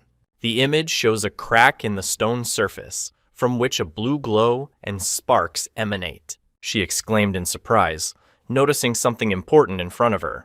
He was surprised and exclaimed that it was lightning magic. He stands, surrounded by a blue glow, and looks at the figure hovering in the air above him at the moment of a powerful energy explosion. He uses the 3rd rank magic, Thunderbolt, noting that even among the academy professors, few can wield this element. The dark figure is surrounded by bright blue energy, which destroys the surrounding space with a powerful explosion. He screams with an effort, experiencing intense pain and tension, surrounded by blue bursts of energy. He is shocked and asks who this person is, noting that he owns fire, ice, wind, and even lightning. He stands in front of 3 magic crystals surrounded by fire and ice and activates a spell called Triple Casting. He gave a sharp cry of pain or surprise, which is shown in large red text against the background of a blurry image. 4 men sit on the floor in a dark room. One of them covers his face with his hand. The rest look tense. The image shows a deep sinkhole with birds flying around it and sounds indicating noise or movement. He lands on a rocky surface and asks for a question. He holds a glowing artifact in his hand and looks intently ahead, preparing to do or say something. He is wounded and breathing heavily, and the other, holding a sword, says that someone else is behind it. With blood on his face and an evil smile, he tensely looks ahead, preparing for a fight or a test. He asked in surprise about the Ark. He demands to know where the professor is, and the other wonders why he needs to know this, being in a deep cave. He thinks it would be dangerous to let him get to the professor. She resolutely declares that she will die with him here. He receives a blow to the face, from which blood and saliva fly out. The image shows the moment of a swift blow or cut, accompanied by sound effects, with no visible characters. He uses magical protection with blue light and symbols, creating an energy barrier in front of him. He is surprised to hear the answer and says that he hears it loud and clear. There was a massive explosion with the effect of earth shatter, after which he admitted that his attempts to find out about the Jokers were in vain. The 4 stand on top of a cliff, watching the man below, surrounded by destruction and dust. The group is tensely preparing for battle, and one of them thinks that first they need to finish an important task.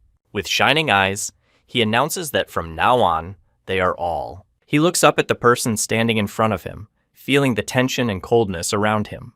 A woman with a bag in her hands is saying something important, and the 3 people behind her are listening attentively and looking up.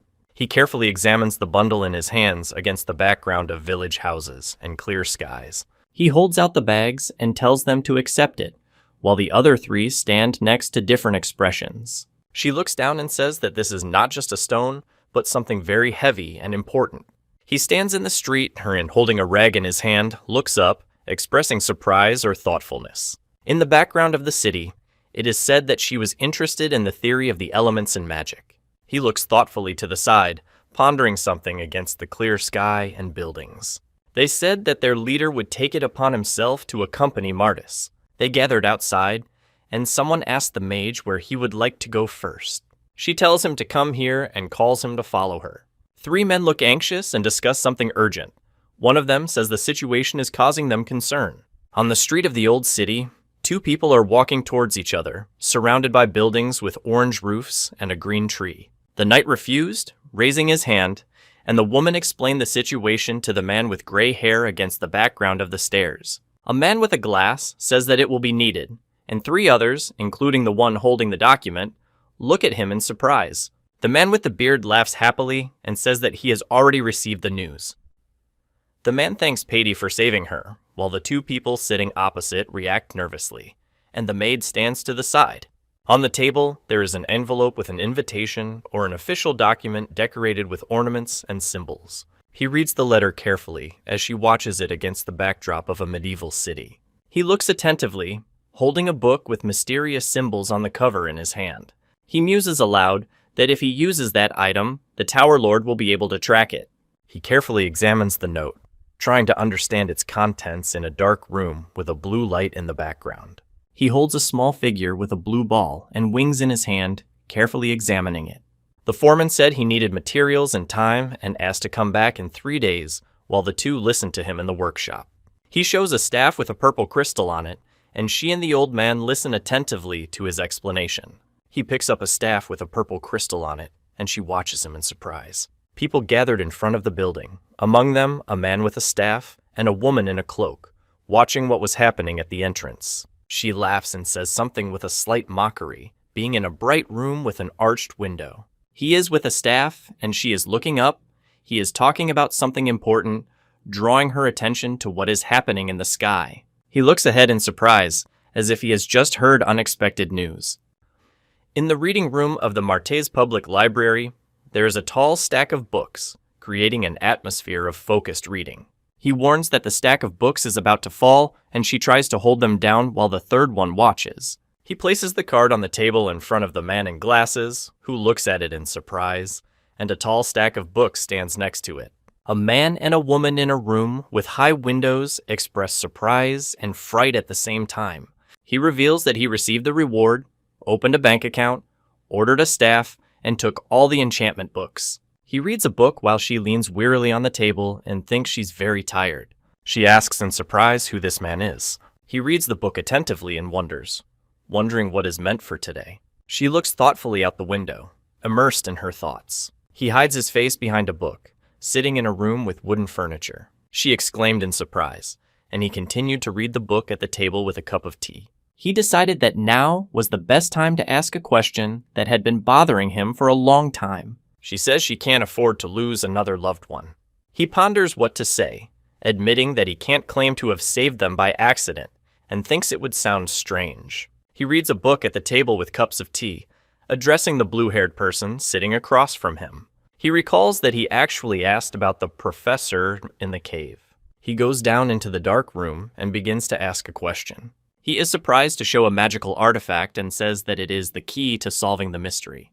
He wonders if someone is a secret agent pursuing a shadowy organization. He carefully examines the book that he has just picked up. Against the background of the building with arches, someone asked if he was new here. He waves his hand and says that he wishes good night and will see you tomorrow, against the background of the night city and passers-by. She speaks confidently, standing on the street in the evening, and passers-by around continue their business.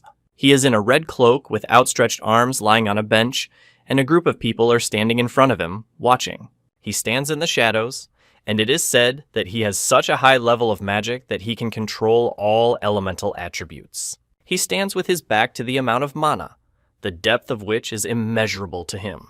He explains that at such a young age, He has a better theoretical understanding than most academy professors, and he teaches well. He thinks that with such a handsome face, he must be very popular. She thinks he's acting strange when talking, like a scarecrow, or just relying on his looks. He exclaims with irritation and wonders why the face of another person constantly appears in his head. She resolutely thinks that among all the mages she has met since the academy, he is the most skillful and experienced as an adventurer. She stands in the square in the city and casts an elemental magic spell. She is horrified by the explosion behind her, which suddenly occurred in the street. She turned sharply, noticing something unexpected and causing her to be frightened. He was surprised to note that the Lorix Hotel was on fire. He puts the card on the table and thinks this is where he said he would stop.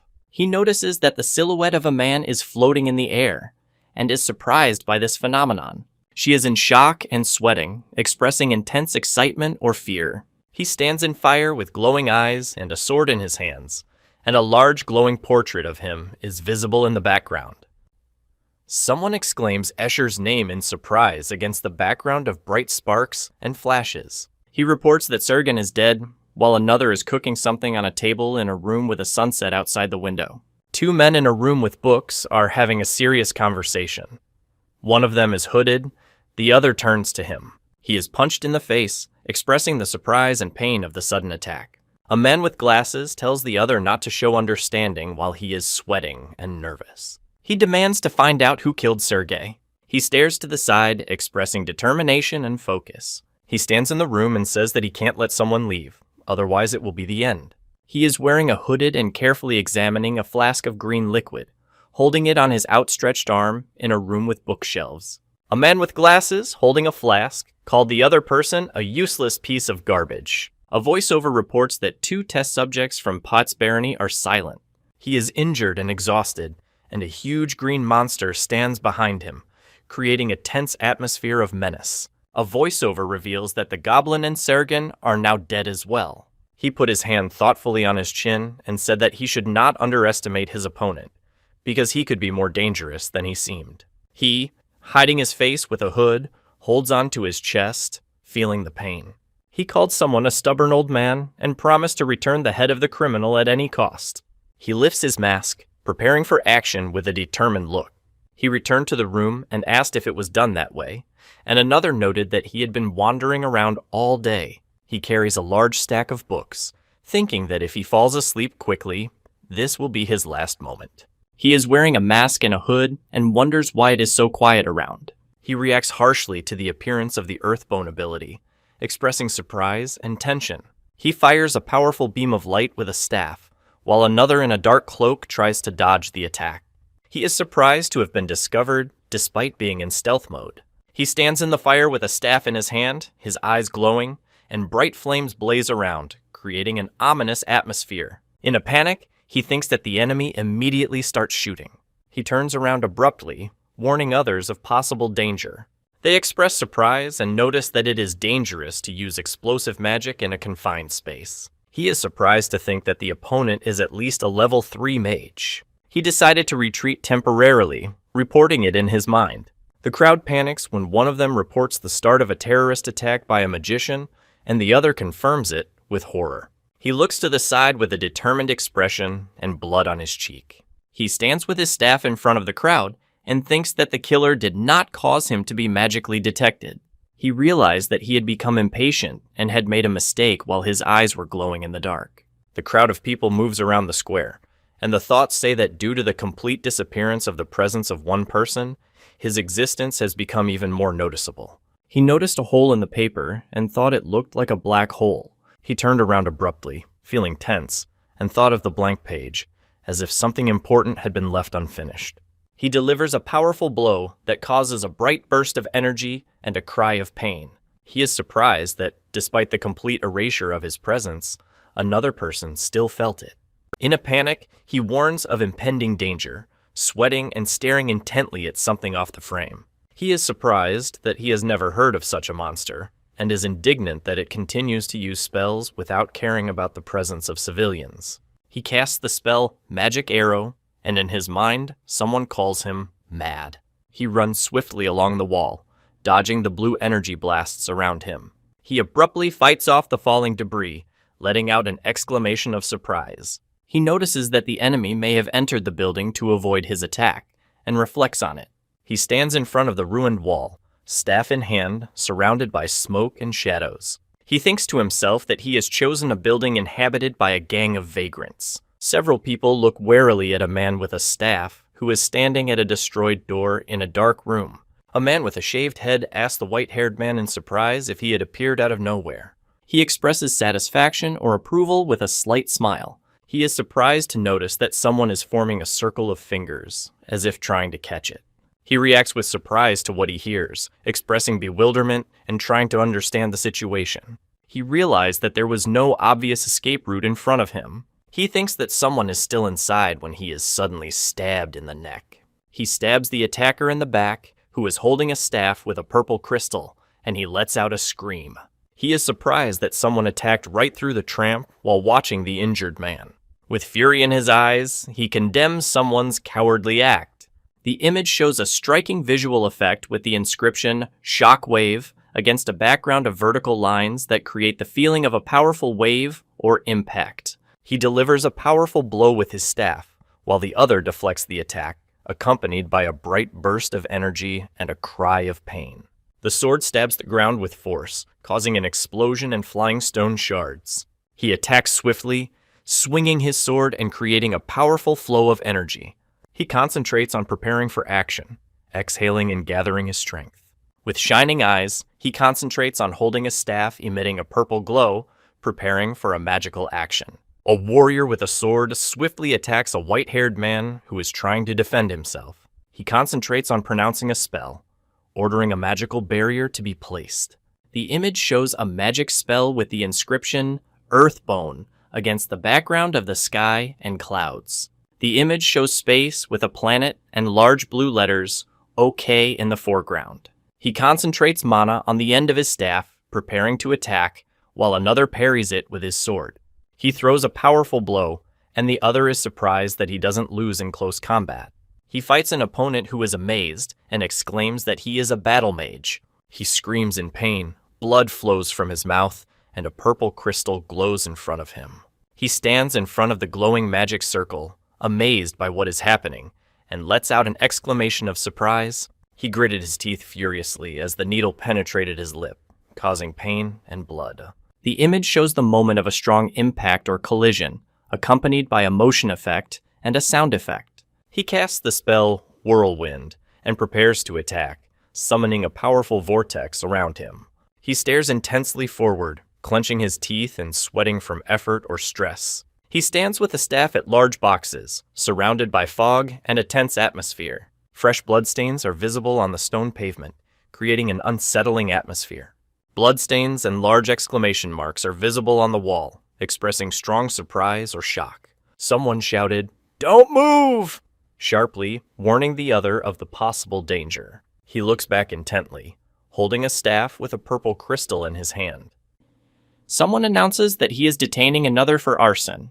A sword-wielding warrior shouts menacingly at the white-haired man, and silent armored soldiers stand behind him. He talks about terrorist attacks in the city, expressing alarm and tension. Night. A medieval city illuminated by windows.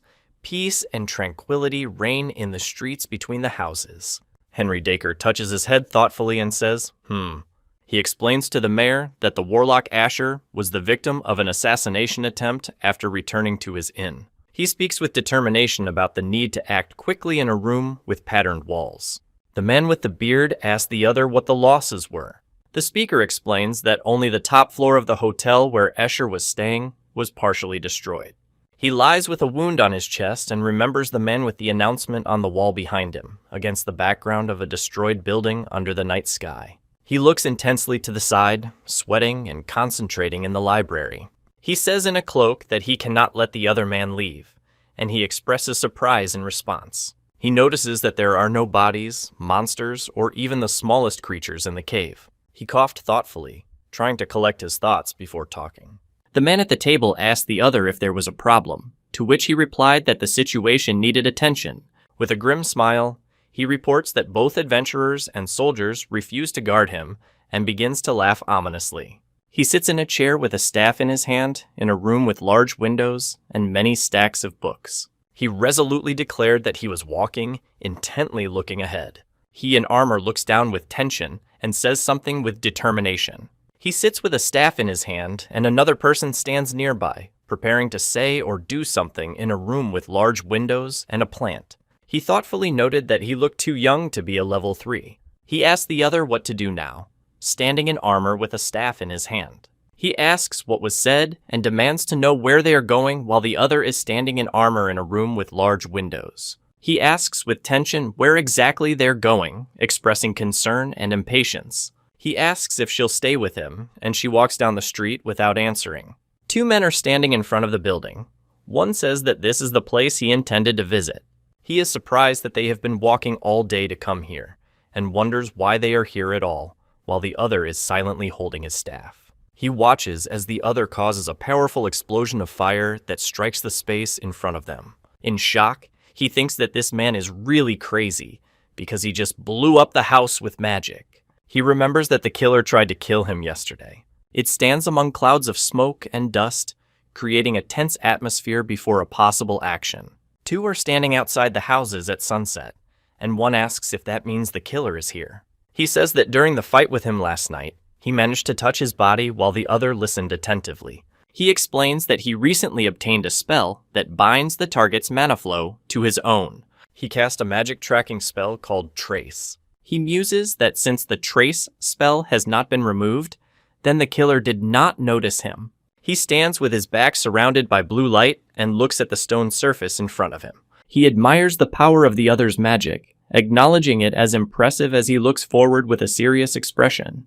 The 2 look at the opening of the underground passage, surprised by its appearance. He pointed down with his staff, explaining that the trail led there while the other watched intently nearby.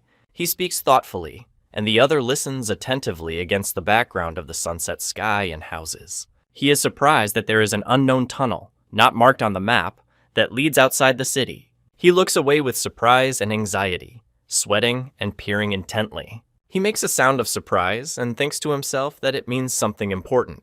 2 beings discussing a major security breach in March. One of them warns of the threat. With a sword in his hands, he resolutely orders the place to be sealed immediately. He moved his hand forward resolutely, preparing for action against the sunset sky. He in armor with a sword demands an explanation, and the other looks down thoughtfully, not answering. He confirms the correctness of the decision by watching another person descend into a manhole on the stone floor. He irritably thinks that because of his rank as deputy captain, he is being ignored. He stares down with his sword, thinking that he is being looked down upon. With a sword in his hands, he expresses irritation while jumping, saying that all magicians are equally annoying. He walks down the dark corridor of the dungeon, holding hands as if in pain or fatigue. With tension and drops of sweat on his face, he expresses determination and anger. He ran away from the mage and now must heal his wounds by moving across a narrow bridge over the water. He speaks intensely, while a drop of sweat drips from his face, expressing concern. He restrains himself and thinks he can't escape the clutches of gluttony and shouldn't be a fool. He hopes that the professor will show him mercy. In a room with a fireplace and bookshelves, a man with glasses is standing, and a part of another person is visible on the edge. He says thoughtfully that he can't understand why everything happens this way, being in a room with a brick wall and a fireplace. He said that when he came to check if he was alive, he made such a commotion that the mayor and the Adventurers Guild now know about them. He says with tension and fear in his voice that he cannot allow anyone to die. He listens intently when he is ordered to explain what happened clearly and concisely. He said that he set up an ambush, but the enemy sensed him and used a large-scale spell that escalated the situation. He said that he would go all the way, confirming his intention. He explained that he could barely distract the pursuer with a smoke bomb. He ponders thoughtfully, not believing that the mad mage who destroyed the city could have surrendered because of the smoke and a few soldiers. He is shocked and thinks to himself, "Is it really true?" He asks in surprise what the interlocutor meant in response to his abrupt movement of his hand. He uses a magic circle to create protection from the fire engulfing the brick wall. He is surprised to notice traces of mana on the armor and wonders why they are still there. He is surprised and wonders if someone could have cast a spell on him at that very moment. He panics and screams with tension, expressing intense fear or shock in response to what is happening. He orders the sample to be taken, all traces destroyed, and the entrance sealed. He runs quickly across the wooden floor and loudly confirms that he understands. The silhouette falls into the fire, accompanied by a loud impact sound. He covers himself with his hand from a blow, accompanied by a loud sound. He explained why the reaction disappeared, and noted that the other finally noticed it against the background of the burning room. He said it was too bad for the other person to talk to, while they were standing in a dark room, preparing for battles. He raised his staff and said that it was too late while the other man stood beside him, preparing for battle. In a room with bookshelves, 2 men with batons are preparing for battle, and the inscription, "Too late," appears above them. He notices that the man in front is the killer who was lying in wait for him, and suggests who might be behind him. A man with a sword and 3 demonic creatures appears in the image, and the inscription announces the nickname, the Professor. He tensely says that the situation is getting out of control and urgent measures need to be taken. He clenches his teeth tensely and sweats, expressing intense excitement and fear. He reflects on the fact that the name of the band ARK keeps popping up, as it did in the cave. He asks if he came from the Ark, and the Ark decides to pacify them first, and then get information. The image shows the effect of a powerful blow or spell called Earth Spear, accompanied by glowing particles and falling fragments. The man with the sword attacks sharply, and the old man standing behind him reacts with surprise to what is happening. He gets angry and says something annoyed, and the other sweats intensely and listens to him. One man orders the other to take charge and buy time, while 2 in the distance watch through the collapsed wall. He said that the enemy would not go anywhere, and fired a magic arrow. He stopped abruptly and shouted that there was no need to rush, creating a powerful blue blast of energy. The image shows the moment of impact with the effect of light and sound, but the characters are not visible. He quickly took out his sword and said that he had received an order to buy time while the other person walked away on the stairs. He speculates that a weak magic arrow can be deflected, and an increase in strength can kill an enemy and make it impossible to obtain information. 2 men are fighting with swords, and the third watches their fight in amazement. He shouts with tension and determination, raising his sword, preparing for battle in the library. One of the characters says that he will detain the enemy, and the other replies that he will follow him. He swiftly attacks, surrounded by blue flames, while another asks if it will be soon, and the former is unhappy with the lack of gratitude. He wonders where the other person has disappeared as he watches the rapid movement of blue energy. He walks with a staff in his hand, preparing for action in a dark environment. He suddenly smelled it and covered his mouth with his hand, realizing that the smell was familiar to him. In the scene, there is a fetid smell of decomposing bodies, creating a gloomy and oppressive atmosphere. He walks down a long corridor in a building with high walls and bars on the sides. He stands with his back, holding a staff in his hands, and looks at the stone wall in front of him. He says that he expected the enemy to stop the interlocutor, but did not think that he would catch up so quickly. With a sinister smile and a shiny glass of his spectacle, he stares forward, making a muffled sound. Dark entities with evil glowing faces behind bars ask what the interlocutor thinks about their situation. He smiles and asks how they like his creations as he stands in a dark room with his arms outstretched. He stands in a large hall with a staff and notices that a lot of things have been collected, asking a question. He said with open arms that he had developed new capabilities in his own way. He presses a button on the device, saying that this is enough to stop the intruders. The image shows the moment of falling from a height, accompanied by a plea for mercy. He urges the Mage to take their time and enjoy the moment while they are attacked by several green creatures with red eyes. He says with his staff that if he fights them one at a time, he will spend the whole night here. The image shows a magic circle with the inscription, "Double Casting," surrounded by luminous lines and effects symbolizing the activation of the spell. It unleashes a powerful wave of electricity, hitting multiple opponents and creating a blast of energy around it. He releases a powerful energy bolt from his hand, surrounded by bright flashes and purple lightning. He receives a powerful punch of energy and screams in pain as he flies backwards in the ruined room. He can hardly pronounce that the interlocutor is a madman against the background of swift black lines. A man wearing voltage glasses feels the electrical energy surrounding him while he sits on the floor in a stone room. In a panic, he realized that the intelligence had been wrong, and the enemy was stronger than expected, believing him to be only a level 3 mage. He explains that to control magic of this level, you need to be at least level 4, close to the upper limit, while the fire is raging around him. He lies on the floor and says he has spent decades completing his research. In the image, someone exclaims that this cannot happen, expressing strong surprise or denial. He stares in shock at the strange creature floating in the red tank and breathes heavily in fright. He says that it's time to awaken his creation and begins to transform into a mysterious creature. He asks with a staff if the other one ran away here, and the man with glasses looks frightened and tries to protect himself with his hand. He watches the silhouette of a man floating in the red tank, surrounded by air bubbles. He is breathing heavily and looks worried, as if he is trying to explain something important.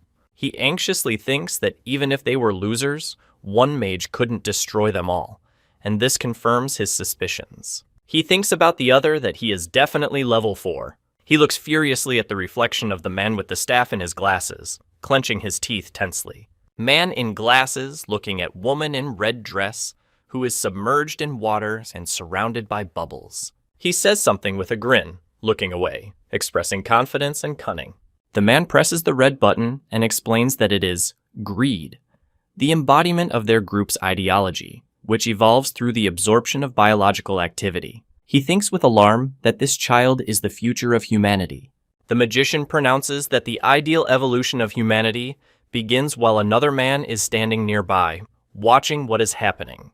He is tense to realize that he is too late for a step since the opponent pressed the button before he could cut his wrist. He stands surrounded by flames and reflects on consumption, evolution, and an ideal future. A bloody claw with sharp nails touches the floor, leaving traces of liquid. He stands with a staff at the door, and another, bleeding, leans on his hands, realizing that he has finally understood his intentions. He sits on the floor, laughing, next to a spot and a long black snake-like object emanating from behind the table. He stands on the edge of the abyss, staring down into the darkness. The image shows text stating that someone will become food for a child. He smiles maliciously with glowing red eyes and salivates, making ominous noises. He is surprised to think that something has just started talking. The monster screams that it is hungry, surrounded by red light and energy, preparing to attack. He turned around abruptly when he heard an unexpected sound. Expressing surprise, the image shows a close-up of an open mouth with sharp teeth and saliva, creating a feeling of threat or aggression. He looks ahead with a bright expression in his eyes, clearly concentrated and tense. He notices that the creature has strengthened its body with energy and demonstrates abilities that require many years of training for an ordinary person. He notices that the artificial creature can use them while watching a creature with a red glow preparing to attack. The scene states that the event doesn't end there, followed by a dynamic impact on the surface. He defends himself against endless attacks aimed only at his blind spots, recognizing this level of skill as the greatest achievement of the opponent. He, as a researcher, finds it interesting, but something confuses him. A red-eyed monster attacks violently, while a white-haired man defends himself with an energy shield. He delivers a powerful slash with his golden weapon to the red-eyed creature, causing a bright flash and impact sound. It crashes violently onto the stone floor, creating a massive explosion and cracks around the impact site. He is intently looking ahead, his eyes glowing with blue electric light, surrounded by a bright glow. He looks at Bomir's magical tower, where he must survive for 7 years as a test subject. In the dark cell, a knock is heard on a door with a bar, surrounded by walls with mysterious inscriptions. He stands in front of a mysterious symbol with ancient writing, against which a red inscription appears, expressing surprise or fear. He says he used compressed emotions as a driving force and completed a theory that opposes the heavens. He prepares to attack with his staff, and the masked opponent rises from the dust after being hit. The creature explains that mortal is a conventional name, and its physical abilities are comparable to Pite's buffoonish orcs. The monster with red eyes and sharp teeth demonstrates its ability to regenerate, which is comparable to something significant. He quickly rushes forward, explaining that his elasticity, flexibility, and speed are abnormally superior. He raises his hand with concentration, from which a bright spark of energy emanates. He holds his staff tightly and says that this is the end of it.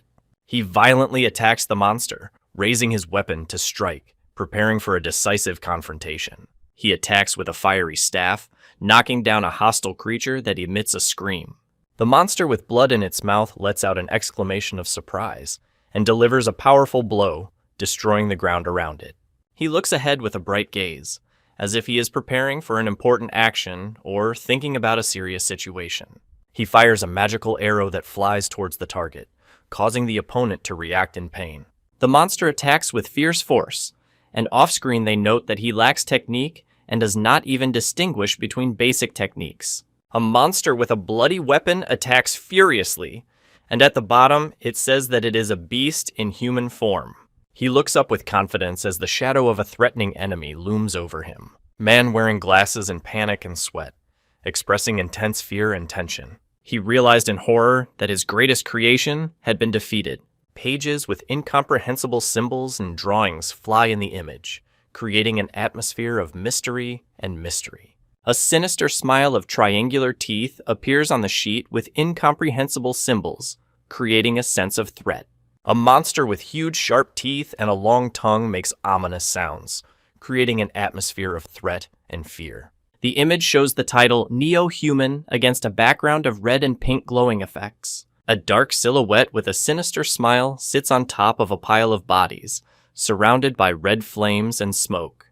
He is amazed that such a creature was defeated so one-sidedly, watching the bloody body with red eyes. He thinks the child has just woken up, is hungry, and can't use all his strength, and if he had another chance, he would feed it with his severed hand to regain his strength. He is determined to kill the mage and run away from this place. He sits on the floor, leaning against the wall, next to a blood stain, and a long weapon is thrust in front of him. He looks down in surprise and says that he did not expect such a turn of events. He pushes abruptly off the wall, preparing to attack, while the other watches him. He gives up, and the other thinks that this is a chance, because the opponent is also a magician, and if he sees his notes, he can spare his life. He holds a book with blood on his hand, and thinks it will show the value of his brutal research. He carefully reads the magic book, holding the staff in his other hand, intently studying the contents. He found bloody papers and a book with a mysterious symbol on the floor. He, wounded, holds his hand and says that he cannot let them leave despite the pain. He looks attentively at the camera, and in the background, he reads a paper, an unconscious man lying next to him.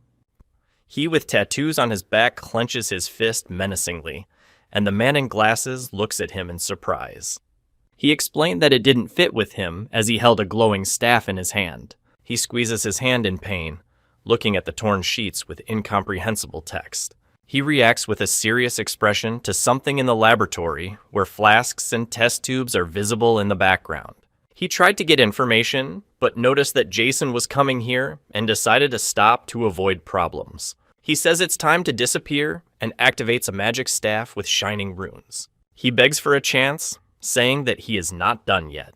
The fire flares up, accompanied by the sound of ignite, creating an atmosphere of tension and strength. He stands with a staff, surrounded by fire and explosion, and a loud scream is heard in the background. He breathes heavily and asks if everything is okay. He looks at the fire, and the other with a staff says that it is not just fire, but the destruction of everything related to the past. He laughs and says that it's okay for a second-in-command like him to address another man. He thinks that because of the unclear answers of the interlocutor, he realized that he ran away. He looks thoughtfully at the piece of paper and says quietly, He carefully examines the map with a place marked with a red cross in the forest outside the city walls. He determined from the terrain that they were approximately in the Martis area. One of them asked what was burning, while the other carefully studied the scroll. He looks at the map and wonders what the red mark on it means. Someone falls down sharply, making a sound of pain. He holds his head and stomach, expressing pain or confusion, and a spear lies beside him on the floor in a dark room. He suddenly felt a headache and weakness, thinking that it was a symptom of mana depletion and wondering if he had overdone it. He decided to think about it later, and he had to come back now. The image shows a large castle with many towers and buildings against a blue sky. A man with a beard and in bright clothes points his finger and speaks with an expression of anger or determination. Armored guards stand around a pit in the square, and a group of people gather outside the building against the backdrop of the mountains. He stands with his back to him, glowing green lines running across his body as if energy is beginning to awaken inside him. He breathes heavily and sweats while in a room with a patterned window in the background. He looks intently ahead, sweat runs down his face, and the inscription, "Next Stage," appears above his head. He sits on a throne in a room with red windows and asks if the professor is really dead. He sits on a throne in a dark room and holds out a glass of drink, smiling. He holds the glass with a smile and enjoys the moment, radiating confidence and calmness. Against the backdrop of clear skies and mountains, you can see a building with a red roof and flags, creating an atmosphere of a peaceful day in the city. He delivers a powerful blow with a staff that emits a bright light in a spacious room with a ladder in the background. He reflects on the fact that the place was marked on the doctor's map and turned out to be an old abandoned research laboratory. Under a giant tree in the depths of the forest, a mysterious entrance with a magical symbol is hidden.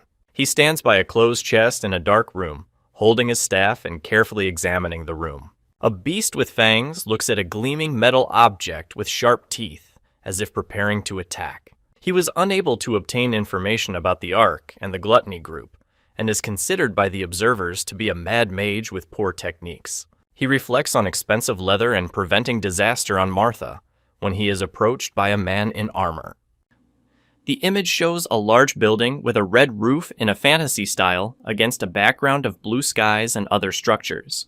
The man in the chair says that he owes a lot to Escher, and Escher responds by assuring him that this is not the case. A guard with a spear stands at the bars, and a man with a beard holds his head, sweating and in pain. He smiles and sweats, trying to hide his awkwardness by letting out laughter. He stands in the spotlight with a staff in his hand. 2 coats of arms shine above him, with a helmet and with a sword against the background of dragons. He reads the document and muses that with the growing reputation of the mage who saved the city, opportunities in the territory of Paiti should increase. The man with the beard asked if it was time for them to hit the road. 2 men walk to huge doors, above which a glowing magic circle appears, and one of them talks about confiscation from criminals. He looks ahead in surprise, without saying a word. A man with a beard in a luxurious room is enthusiastically talking about something, gesticulating widely. The image shows a gleaming sword against a background of architectural elements, with no visible characters. In the room with armor and weapons on the walls, there is a showcase with a magic staff inside. He carefully examines the mithril sword in the display case and regrets that this object turned out to be a sword. He asked if he was going to evaluate them by addressing a man with a beard in the library.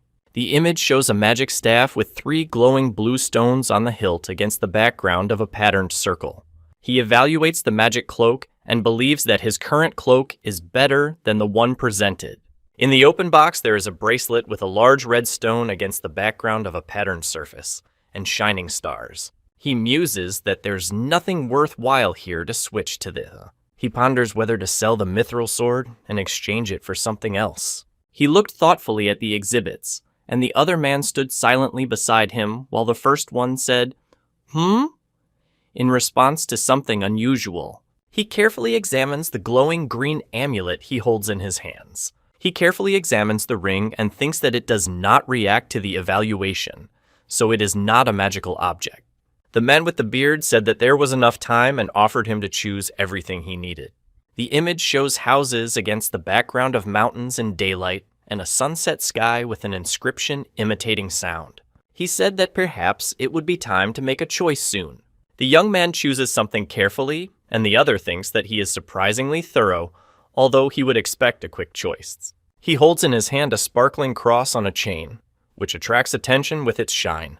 He warns that the chosen method will require more mana than creating a barrier directly, and asks if this will suit the interlocutor. He shakes his beard thoughtfully and sighs heavily, clearly worried about what is happening. He holds a ring in his hand and thinks that he should give it to someone who has previously looked at it. He handed the item to the older man, who accepted it with a smile, trembling with excitement. He smiles and says that he plans to stay for a while because he has an important thing to do.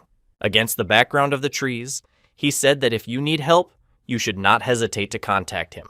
He thanked and promised to fulfill the request against the background of the night sky and the silhouettes of trees. The night, mountains and rocks are illuminated by the moon. The sounds of gunshots are heard, but the characters are not visible in the image. He slams his pickaxe hard into the stone, causing a massive explosion of shards. He looks worried and tense when he notices something unexpected in the dark room. He exclaims in horror, noticing the remains of a skeleton sticking out of the ground. A man with a pickaxe stands over a frightened other who has fallen to the ground and tries to justify himself to a man lying on the ground. He threw the skull and said that should solve the problem. He smiles and says something confidently in a dungeon with lamp lighting. A man with a mustache warns of something important, while the other two listen to him with anxiety and surprise. He wonders why he is constantly told that there is something behind him, looking at the glowing skull behind him. A skeleton with red eyes surrounded by purple energy appears in the image, and someone exclaims in amazement about the undead. He orders everyone to evacuate the mine while the skeleton attacks two people, injuring them. Someone screams in pain, falling to the ground in a pool of blood, accompanied by the sounds of squelching and splashing. Several skeletons with glowing red eyes stand among the flames in a dark dungeon. A dark character with red eyes laughs against the background of chains and a sword locked in a glass sarcophagus. Two soldiers in armor with spears restrain and shout at the two men, one of whom is crying and pointing at the other. A man with a muscular body is smiling, and the other standing behind him seems worried.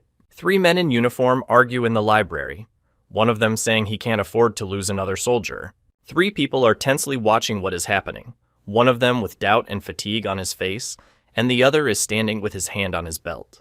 She advises him to quickly practice the movement of magic while he concentrates on creating an energy ball in his hands. He stares forward with concentration, concentrating blue magic energy around his hand.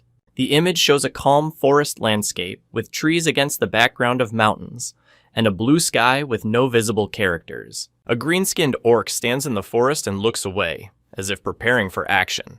He activates a power boost, preparing to attack a green creature with a club in the forest. Activates reaction speed, feelings, and barrier boosts, preparing the sim for the upcoming event. He attacks with a spear from above, and the green creature below reacts to his movement with surprise. He activates the monofocus ability and deflects a powerful energy blow directed at him by the enemy. She was surprised to realize that the mage had killed the orc with his bare hands in just 13 seconds. Someone wonders what exactly they can't do. He stands in the forest, his hand outstretched forward as if he is going to grab or stop something. A man with a staff tries to stop the woman in red, who retreats in terror before the dark figure that appears. She looks thoughtfully at the sky and muses that people would normally consider someone capable if they could do it all. He thinks about how a person with such skills can be humble, attractive, and not interested in romance, despite all his charisma. He replied that he did not know what had surprised the two women with a spear against the background of the forest. He stands in the forest near a large castle and says that it is better to keep such thoughts to yourself. He is standing with his staff against the wall, and she shouts in a panic that this is a big misunderstanding, addressing the man in the blue cloak. He suddenly noticed something and looked warily to the side. A man with a serious expression on his face looks tensely ahead, as if preparing for an important event or conversation. He explains that the reason is that hordes of undead have appeared in the mines nearby. In the dark dungeon, many skeletons with red eyes move towards them, creating an ominous atmosphere. He fights the skeleton while the other two watch in fear and try to protect themselves from the ghostly figures. He quickly runs down the hallway, heading for the exit, where the silhouettes of several people are visible against the blue sky. With his head bowed, he walks in front of a group of people through the gate, behind which there is a cart with horses. The two men discuss that he has recently been training in close combat with a staff, and the two onlookers note that he is not only handsome, but also in good shape. He asks about them, and she reacts to his question with a slight awkwardness. He mentally admits that he actually already knew it. He said with a serious expression that he couldn't let this happen. She smiles and says something joyful, being in front of a wall with a roof. Three characters are embarrassed. One tries to clear his throat, the other nervously rubs his face, and the girl blushes and looks confused. He looks away with a slight smile, as if preparing for an upcoming event. Against the background of the castle and the forest, a cart is driving along the road. A long cry is heard. On a forest road, a cart with barrels is being pulled, drawn by two horses with no visible characters next to them. Several robed men discuss the mana state of a guy who is flying in the sky outside the door. She says that nothing is impossible in their world, as long as the three of them listen to her while sitting in a room. She laughs with slight embarrassment and sweats, expressing embarrassment or surprise. He soars in the sky with a staff in his hand, preparing for action under the light of the bright sun. He opened his eyes abruptly, expressing surprise or fright. She says that their age difference is not big, and he reacts embarrassedly to this in the doorway. A man and a woman react in surprise to the sudden appearance of an armed young man who warns of the threat of the undead. He resolutely declared that he would go and support them, then rushed forward, leaving the wagon in the forest behind. He notices that there are a lot of enemies, even though they are still far from the starting area, and believes that this is the perfect moment for action. He said that he had invested a whole month in enchantment magic, and now it was time to see the results. He stopped abruptly, and the sound of hitting the floor emphasized the suddenness of the movement. The image shows a magic book with a tower in the background, and says that it can only be used by mid-level, third-level, or higher magi, and opening it enhances magical power. A mystical book with mysterious symbols appears in the room, surrounded by a glowing halo. He talks about the creation of the complex magic circle, connection, and the upcoming first serious grimoire test. He casts the spell Geography Manipulation, summoning a glowing magic circle around his arm. He raises his staff and releases powerful energy to test its power on a group of people gathered in the distance. He screams in panic, and the other tries to run away from the collapsed rocks and flying bones. He concentrates on releasing magical energy from his hand, preparing for an attack or defense. A huge rock falls to the ground, creating an explosion and exposing many bones and skeletons in the pit. It plummets down, surrounded by bright blue energies, creating a sense of powerful and swift movement. He casts the spell Double Casting, causing a powerful fire explosion. It fights in the air, releasing a powerful explosion of fire downwards that causes intense flames and destruction. The flaming skull is engulfed in fire against the background of a bright light pillar. Two skeletons burn in fire and bright light, accompanied by the sounds of crackling and hissing. A group of warriors are surprised to see that the enemy still has enough energy for such spells. He lands with force, holding a staff, against the background of the forest and mountains under a clear sky. He thinks about the spell he registered in the grimoire is from the earth element. He speculates that the result could be a combination of the immense mana of his altered body with the power of the grimoire, enhancing geographical manipulation. He stands on the ground with a staff in his hand, watching the explosion and the rising dust near the rocks. She anxiously holds her staff and thinks about the possible danger in the forest. She notices a skeletal arm approaching her and reacts tensely to the dangers. He screams in horror as the red-eyed and skull-faced creature attacks him. Shirtless man reflecting powerful light blast coming from above against the sky and forest. It unleashes a powerful fire strike, destroying skeletons and causing an explosion in the forest. He and she with a staff look at a man in the distance who is holding a weapon, preparing for battle. The image shows a shiny pendant on a chain hanging around the character's neck while he expresses surprise. In a panic, he asks where all his prey is. He is surprised to notice a huge warrior in platinum armor with an axe, and wonders who it could be. He wonders why everyone around him is so quiet, looking up at the sky. He looks up in surprise, as if something has suddenly caught his attention. Someone exclaims, wondering and calling Galliarchus the Butcher. She panics as to why this man is here, expressing intense excitement and fear. With tension and anger, he says that he will not tolerate such mistakes again and demands immediate action. He reports that a report of a crowd of undead was received far from the source. He is surprised, thinking that there must be many enemies, but she claims that everyone was destroyed without a single injury. He is surprised and asks if he really did all this. He looks warily ahead, preparing for possible danger against the background of clear skies and trees. A footprint appears on the ground, creating a sense of sudden appearance or movement. He, turning to another, asks about work, standing in front of him on the ground. He looks resolutely and says that he doesn't care if that's the case. He explained that he had come here because he had been hired to hunt the undead. The image shows a background with text that communicates that someone has interfered with something important.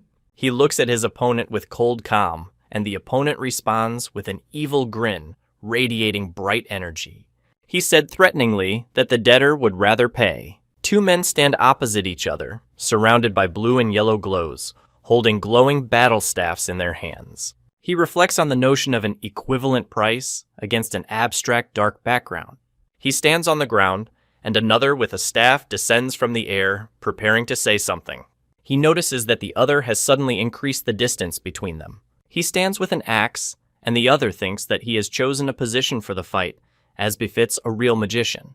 He is surprised to think that someone is seriously going to fight him. He smiles maliciously, his eyes shine brightly, expressing schadenfreude and confidence in his strength. He tensely warns him to stop, and she looks at him anxiously from behind against the background of the forest. He stands over the defeated opponent, threatening and declaring that he will not be able to escape while the others watch from the shadows. She is in a panic, and with tension, says something important against the background of the forest and mountains. Three men watch the other two, one of whom speaks of strength, causing one of the listeners to become alarmed. Gode, a mage from the Galark group, looks up, assessing the situation around him. He adjusted his glasses, and she sighed, expressing tiredness or frustration. He, upset, talks about skills as he stands next to a man with glasses who listens attentively. He adjusts his glasses and draws attention to a man in a raincoat who is standing against the background of mountains and forests. He reacts with surprise to the appearance of another, who offers to show him his place. He thoughtfully evaluates the magic pressure and considers it to be the average third level at maximum. A group of fighters are testing the technique of releasing raw mana in battle. One of them has difficulty tolerating the effect, and the other is thinking about using it. He stares intently, blue lightning sparkling around his eye, showing his determination and strength. A man with a weapon on his back stands with his arms crossed, and another in blue falls backwards, expressing pain and surprise. He is surprised to think that someone broke through the magical pressure and knocked out Gode, recognizing his power. He notices that the opponent is stronger than they thought, watching a powerful burst of energy emanating from the man with the staff. He says something in surprise. His eyes glow with a bright blue light against the background of a dark space. A carriage with an escort enters the fortified city through the main gate at dawn. The man with the gray hair sighs heavily, and the other two behind him look tired and tense. The three watch the white-haired man moving away, expressing surprise and alarm. The man outside the building thanked him for responding to their call. Knights in armor stand next to horses, preparing for battle or parade. Several clergymen in church robes stand in prayer, concentrated and silent. He stands in front with a serious expression, and the two behind him are watching him closely, preparing for the upcoming event. He says that you should not underestimate the opponent while the other is silent nearby, watching the situation. A muscular man with a weapon on his back and a young man with white hair are looking intently in one direction, preparing for the upcoming event. He smiles with a confident expression on his face, as if he is ready for the upcoming challenge. The man warns Asher not to fight someone while he holds his staff and listens. He on horseback reports that the battle has already begun, while many soldiers enter the battle. The image shows the moment a huge spiked mace is struck with great force. The warrior explains that if the undead have a physical form, one needs to aim for the head, while the skeleton gets hit to the skull. He warns that if enemies are struck in the middle, they will regenerate, and orders clerics and mages to support from the rear. A huge red creature screams, causing panic among the people in front of it. One of the warriors warns the other of the appearance of the blood golem and orders them to retreat, or else they will be crushed to death. The red creature warns that it cannot be defeated with ordinary swords, while armed people are standing below. He jumps with his fist pointing down at two armored opponents, ready to attack. He strikes the red creature with his stick, which emits a loud cry. He was surprised to notice that there was a blood golem in front of him. He jumps with an axe in his hands and says it's perfect for warming up, heading for the red monster. He slams into the fiery explosion with force, dealing a powerful blow to the invisible enemy. The image shows the moment of a strong impact or fall, accompanied by blood and smoke, creating a tense and dramatic atmosphere.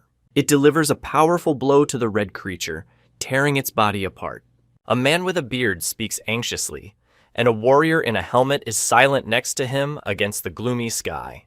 He holds a bloody red cloth in his hand with a grin, making a sound of pain or surprise. The image shows a blurred background with a motion effect and large distorted letters that convey sound or emotion. He receives a powerful blow from a red creature that exclaims that he is mad. He stands with a spear, surrounded by bloody flashes and shadows, preparing for battle with an unknown enemy. He looks ahead with a resolute expression, blood dripping nearby, and he says something. He laughs and says that now he will show how to do it, raising his finger up. He stands on a red stone and exclaims in surprise. He uses the ability to manipulate the earth, causing a powerful explosion and shattering the rocks in front of him. He looks forward with tension, expressing determination and readiness for the upcoming event. It stands in flames, surrounded by flames and smoke, creating a tense and dramatic stage atmosphere. The image shows a magical fireball with the inscription "Fireball" flying on a red background, creating the effect of flames and light. The image shows a powerful explosion with fire and flying stones, accompanied by the sounds of screaming. She screams in panic, and the two next to her express shock and alarm at what is happening. Someone shouted Van Dan's name loudly, accompanied by a sharp sound of a blow. He noted with a smile that the enemy looked gentle, but had a bad temper while fire raged around them. He looks away with a smirk and expresses confidence in his abilities. He wonders thoughtfully if anyone has fallen into a trap while looking at the blazing sky in the background. He declares that the one who destroys the most undead wins and attacks the skeletons with fire magic. Armed knights and a man in a cloak stand at the entrance to the mine, where the silhouettes of a group of people emerge from the darkness. She warns the knights not to attack, and he supports her while the priest stands behind them in the cave. He laughs loudly while the other looks serious and thoughtful. He says that they fought side by side on the same battlefield and asks not to be so cold, while the other reacts with pain. He looks intensely at the falling Asura, saying his name to himself. He recalls that he was able to use magical pressure back then. A huge figure with glowing eyes raises his hand, directing a powerful energy beam at the man in the purple cloak, who is standing at a distance and preparing to attack. The text reports that someone is completely overwhelmed by their own mana. He thinks that someone from the third level is like him, but he is sure that he is hiding something while the other stands doubtfully, crossing his arms. He expressed irritation, calling someone an unpleasant bastard. In the dark corridor of the dungeon, lanterns are burning. Footsteps and soft sounds are heard. A group of warriors and priests, including a man with an axe and another with a bow, cautiously advance through the dark dungeon. He thinks the vanguard is a ranger from Galark's squad, and wonders if her name was Narian. He assesses that she deserves the gold rank, as she leads and accurately destroys the undead with surprise attacks. 3 are preparing for the journey. 1 carries a backpack, the second holds a magic staff, and the third reads a spell, activating magic in concentration. He looks ahead intently and thinks to himself that there is something important to think about. He feels anxious as he walks down the dark hallway and notices ominous purple shadows around him. He in armor screams, warning of impending danger, while the other listens intently in the dark dungeon. He stands with a staff in his hand, while several people in a cassock quietly murmur prayers in a dark room. One of the characters muses that if they ambush first, they will be able to protect everyone. He turned warily as she warned of something important in the dark dungeon with her staff. A muscular man with a smile stands behind a serious youth with white hair who is intently looking to the side, holding a staff. He says with a smirk that he is not afraid and is ready for any challenge. He and she listen warily to the sound coming from the dark room, preparing for possible danger. She was surprised, and he said that it was dark and dangerous here, holding a glowing staff in his hands. A group of people in the mine is nearing its end. One warns the other not to rush, and the third notices that this is the end of the mine. With a staff, he warns the armored man that something is going on behind the wall. He anxiously explains that there are many traps in the dungeon, and you need to be very careful. He thinks intensely that there should be no other exit in the mine than the one through which they entered. Light breaks brightly through the cracks, accompanied by sounds expressing surprise or pain. Several armored knights stare warily ahead. One of them tensely says that the situation causes them anxiety. A group of 6 people carefully move forward, preparing for possible danger in the dark dungeon. He stands on a pile of bones in a dark room and notices that it looks like a tomb. In the guise of a skeleton with a red stone on his forehead, he holds a staff and demonstrates a medallion with the image of a winged figure in a crown. The image shows a map with mountains, rivers, and several towers located in different locations. The image shows a map with mountains, towers, and cities, as well as a large symbol with wings and a crown in the center. In a panic, he says that if he is killed, then no one will know who killed him. He is strained to realize that he has received new information that was not found during the preliminary reconnaissance inspection, and reminds him that he is valued for his intelligence gathering skills. He thinks he can't afford another humiliation. A huge, muscular man with a grin prepares for a fight, and another in glasses and a blue cloak watches him with tension. One man with an axe on his back says, "Handle it," and another man with glasses answers, asking if he really will. He covered his face with his hand, and another man with a staff watched him from the shadows of the cave. 3 priests simultaneously cast a spell, directing luminous streams of energy forward. He looks up attentively, concentrating on the situation around him. A character wearing a mask with horns makes hoarse sounds, surrounded by green rays and glowing particles. A group of mages activate the spell, causing a huge stone to fall on the warrior below. The image shows the moment of the fall, where a hand in a red sleeve is visible and black smoke creating a tense atmosphere. The image shows the moment of sudden movement or impact, accompanied by a sound effect. With red glowing eyes and a skull on his face, he radiates a sinister energy in the dark. He looks up with concentration, preparing for action or attack. The image shows the moment of a strong impact or fall, accompanied by an explosion and flying fragments. With glowing red eyes and a skull instead of a face, he radiates powerful energy in a turbulent atmosphere. The image shows a large mechanical arm with sharp claws descending down in a dark environment.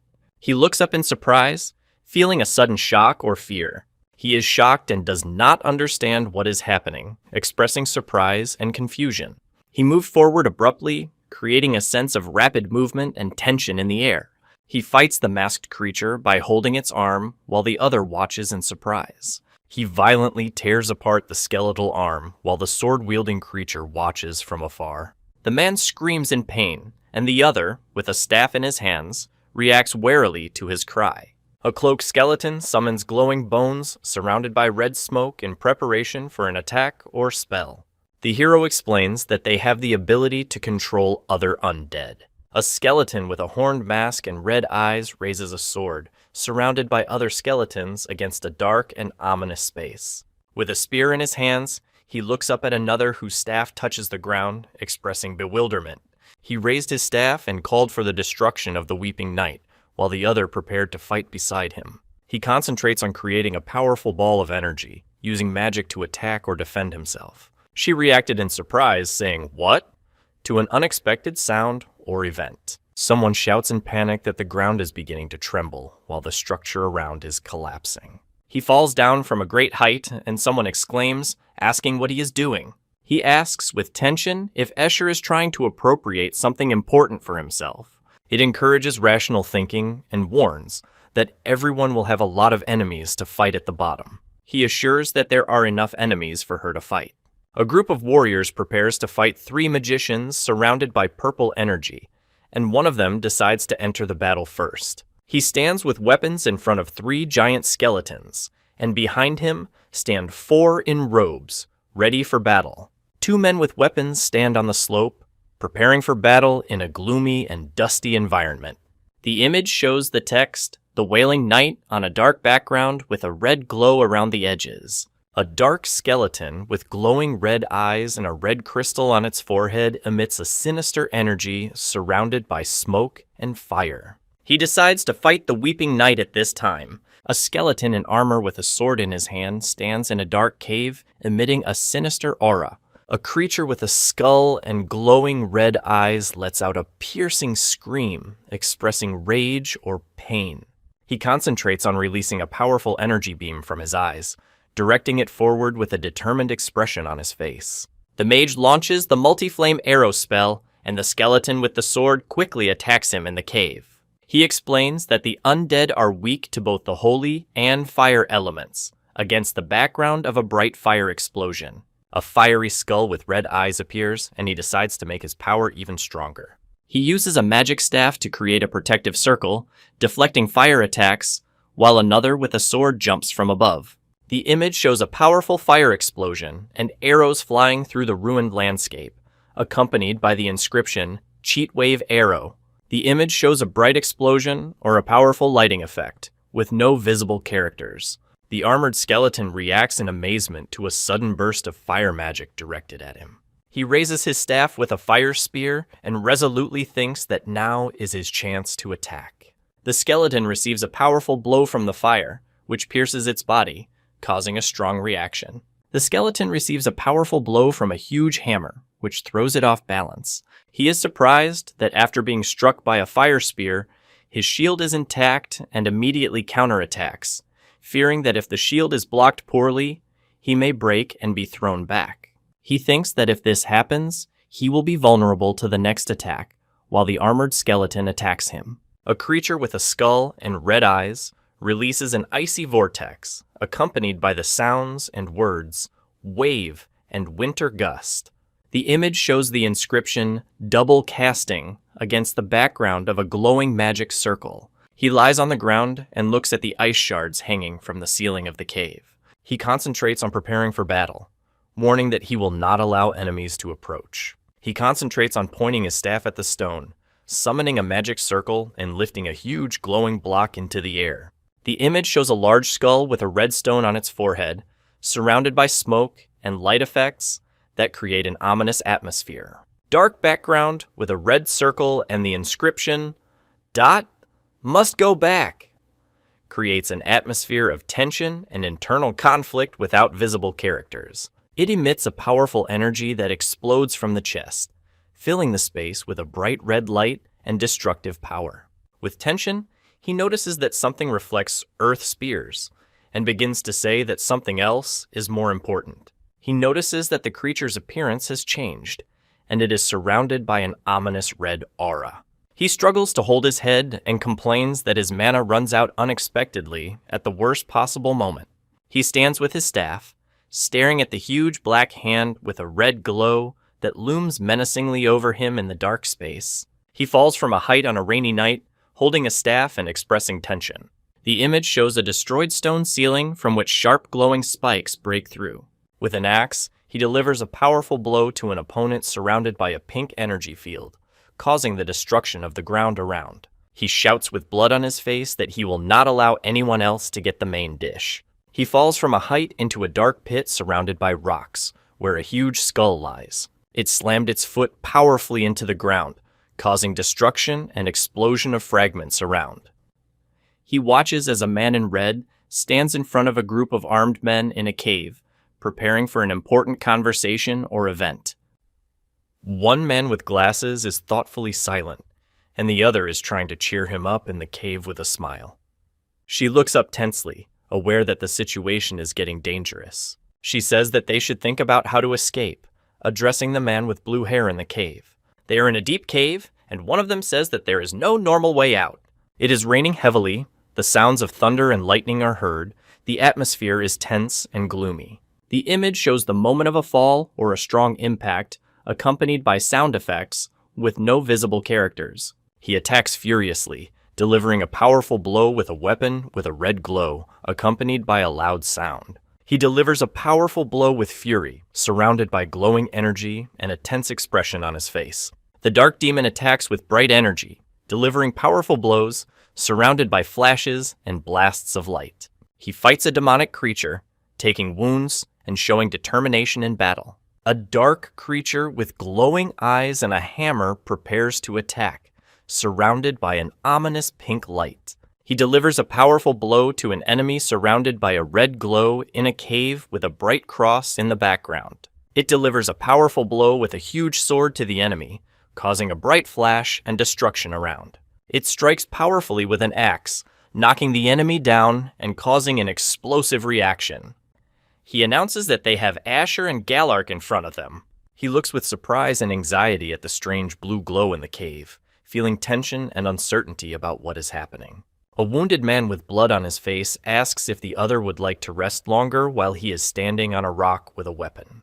Wearing black armor with a pink glow and a huge sword, he descends into the cave, causing dust and destruction around him.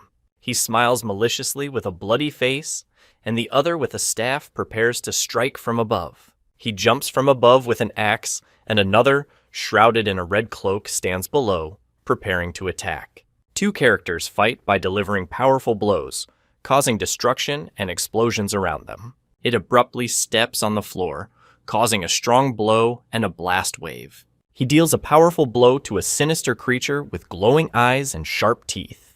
It releases a powerful red energy beam from the sword, destroying the surrounding space. He fights several skeletons with blood on his face, expressing pain and tension in battle. It creates a powerful burst of mana that destroys the ground and hits the enemy. He grabs by the collar a creature with a burning skull and glowing eyes, emitting sinister energy. He falls with force, surrounded by pink light and flying rocks. He screams in terror, covered in blood and clenching his teeth stiffly. He summons a powerful blast of magic, and the other shouts back that he is mad. With a wound on his face, he stares intensely at the explosion behind him, expressing pain and shock at what is happening. He fights back with his sword, surrounded by fire and wounded, trying to defend himself in the ruined room. He watches the fight between two figures, fighting in the air against a backdrop of fire and rocks. He looks in surprise at the fire demon, who raises his hand menacingly, surrounded by flames and bright light. He reacts with tension and fear in his eyes to an unexpected event, feeling threatened or dangerous around him. He watches the pendant around his neck come to life and glow, emitting a bright blue glow. It plummets down with red wings, causing a massive explosion and destruction of the ground, accompanied by impact sounds and bursts of energy. The man with the beard warns the other that using the magic barrier will require more mana, to which he assures that this is not a problem. Wounded, he thinks about his anxiety about the depletion of mana, but is glad that there were no consequences. He leans on his staff, thinking that his mana reserves are almost depleted, and his left shoulder is dislocated after the final blow. With a wound on his face, he thinks that the biggest problem is yet to come. Before he could subdue him, the black armor suddenly surrounded the opponent's body, manifesting itself in combat readiness. 3 in white bind a man with red wings with glowing ropes, holding him in place on the ruined ground. A dark figure with glowing eyes distorts his hand, emitting a sinister energy, and he notices that something special is needed for the appearance of the Lamentation Knight. He falls backwards, having received a strong blow, and debris is flying around. He exclaims in amazement when the gold chains suddenly break against the pink glow. He exclaimed in surprise when the dark creature in the fire was bound with golden ropes, and the other two were lifted into the air. A man with disheveled hair shouts in rage about joint action, and 3 men in monk's robes look surprised and wary. He resolutely thinks that now is his chance, and is going to use his powers to defeat the Weeping Knight while he is distracted. He forcefully throws a glowing stone down, causing an explosion and a bright glow, while the dark figure below reacts to the attack. A dark creature with a red glow attacks with a powerful energy punch, causing destruction around it. He is terrified by the unexpected wound to the neck, blood gushing out of the wound, and he lets out a scream of shock. He looks with blood on his face with fury, and the other watches intensely, preparing for the upcoming fight. He attacks the enemy with force, and one of his allies orders to urgently heal him while the others watch in shock. The dark silhouette is surrounded by a vortex of energy with red light, creating a sense of powerful and dangerous action. With blood on his face, he furiously summons a demonic force, surrounded by an ominous red glow and shadows. One man in a rage attacks another, who is standing in a defensive posture, preparing to strike. With tension and anxiety, he realizes that the situation is becoming dangerous and requires immediate action. He, with blood on his face, speaks intensely, confirming something, and asks if he understood the situation correctly. He looks forward in surprise and anxiety, clutching his staff tightly in his hand. A muscular man with blood on his face threatens another who calmly looks at him, preparing for a fight. With a staff, he calls on Asher to prepare as he fights on the mountainside, causing destruction around him. In the image, there is a powerful explosion or impact with bright red and white flashes, but the characters are not visible. He, covered in blood, resolutely orders to strike at the previously pierced place and use magic there. He delivers a powerful blow to the stomach of an enemy in black armor, causing them to bleed and let out a cry of pain. He gritted his teeth through the pain and blood, expressing rage and determination. He shouts furiously, calling his opponent mean, and delivers a powerful blow to the ground. The image shows the moment of a strong impact that breaks through the surface, creating cracks and energy release. He looks with blood on his face with tension, and the other with white hair says with hope that the plan worked. It unleashes a powerful red blast of energy, surrounded by bright flashes and dynamic lines of movement. It delivers a powerful blow, lifting the opponent into the air, and destroys the ground around it with bright red energy. A dark character with red energy on his arm deals a powerful blow to the enemy, causing an explosion and destruction around him. He claims to be an adversary while the other two prepare to fight on the ruined ground. He notices that the hole in the creature's chest has not yet healed. He concentrates on thinking that if he directs magic to a certain place, then it attacks the demon with a fiery strike, causing an explosion and destruction around it. He fires a fiery bolt from his hand, attacking a dark figure surrounded by energy and light effects. He prepares to attack while a woman with a staff and her companions watch him from high ground. He anxiously pronounced Iris's name in his voice as he clutched a staff that emitted a bright light. He said that she seemed to have more talent for ice magic. He explained that she was not yet used to elemental magic, and she exclaimed in surprise that it was ice. She happily congratulates Iris on a job well done. A hand surrounded by fire delivers a powerful blow, accompanied by words of gratitude. He concentrates on unleashing a fiery strike, proclaiming that victory is theirs.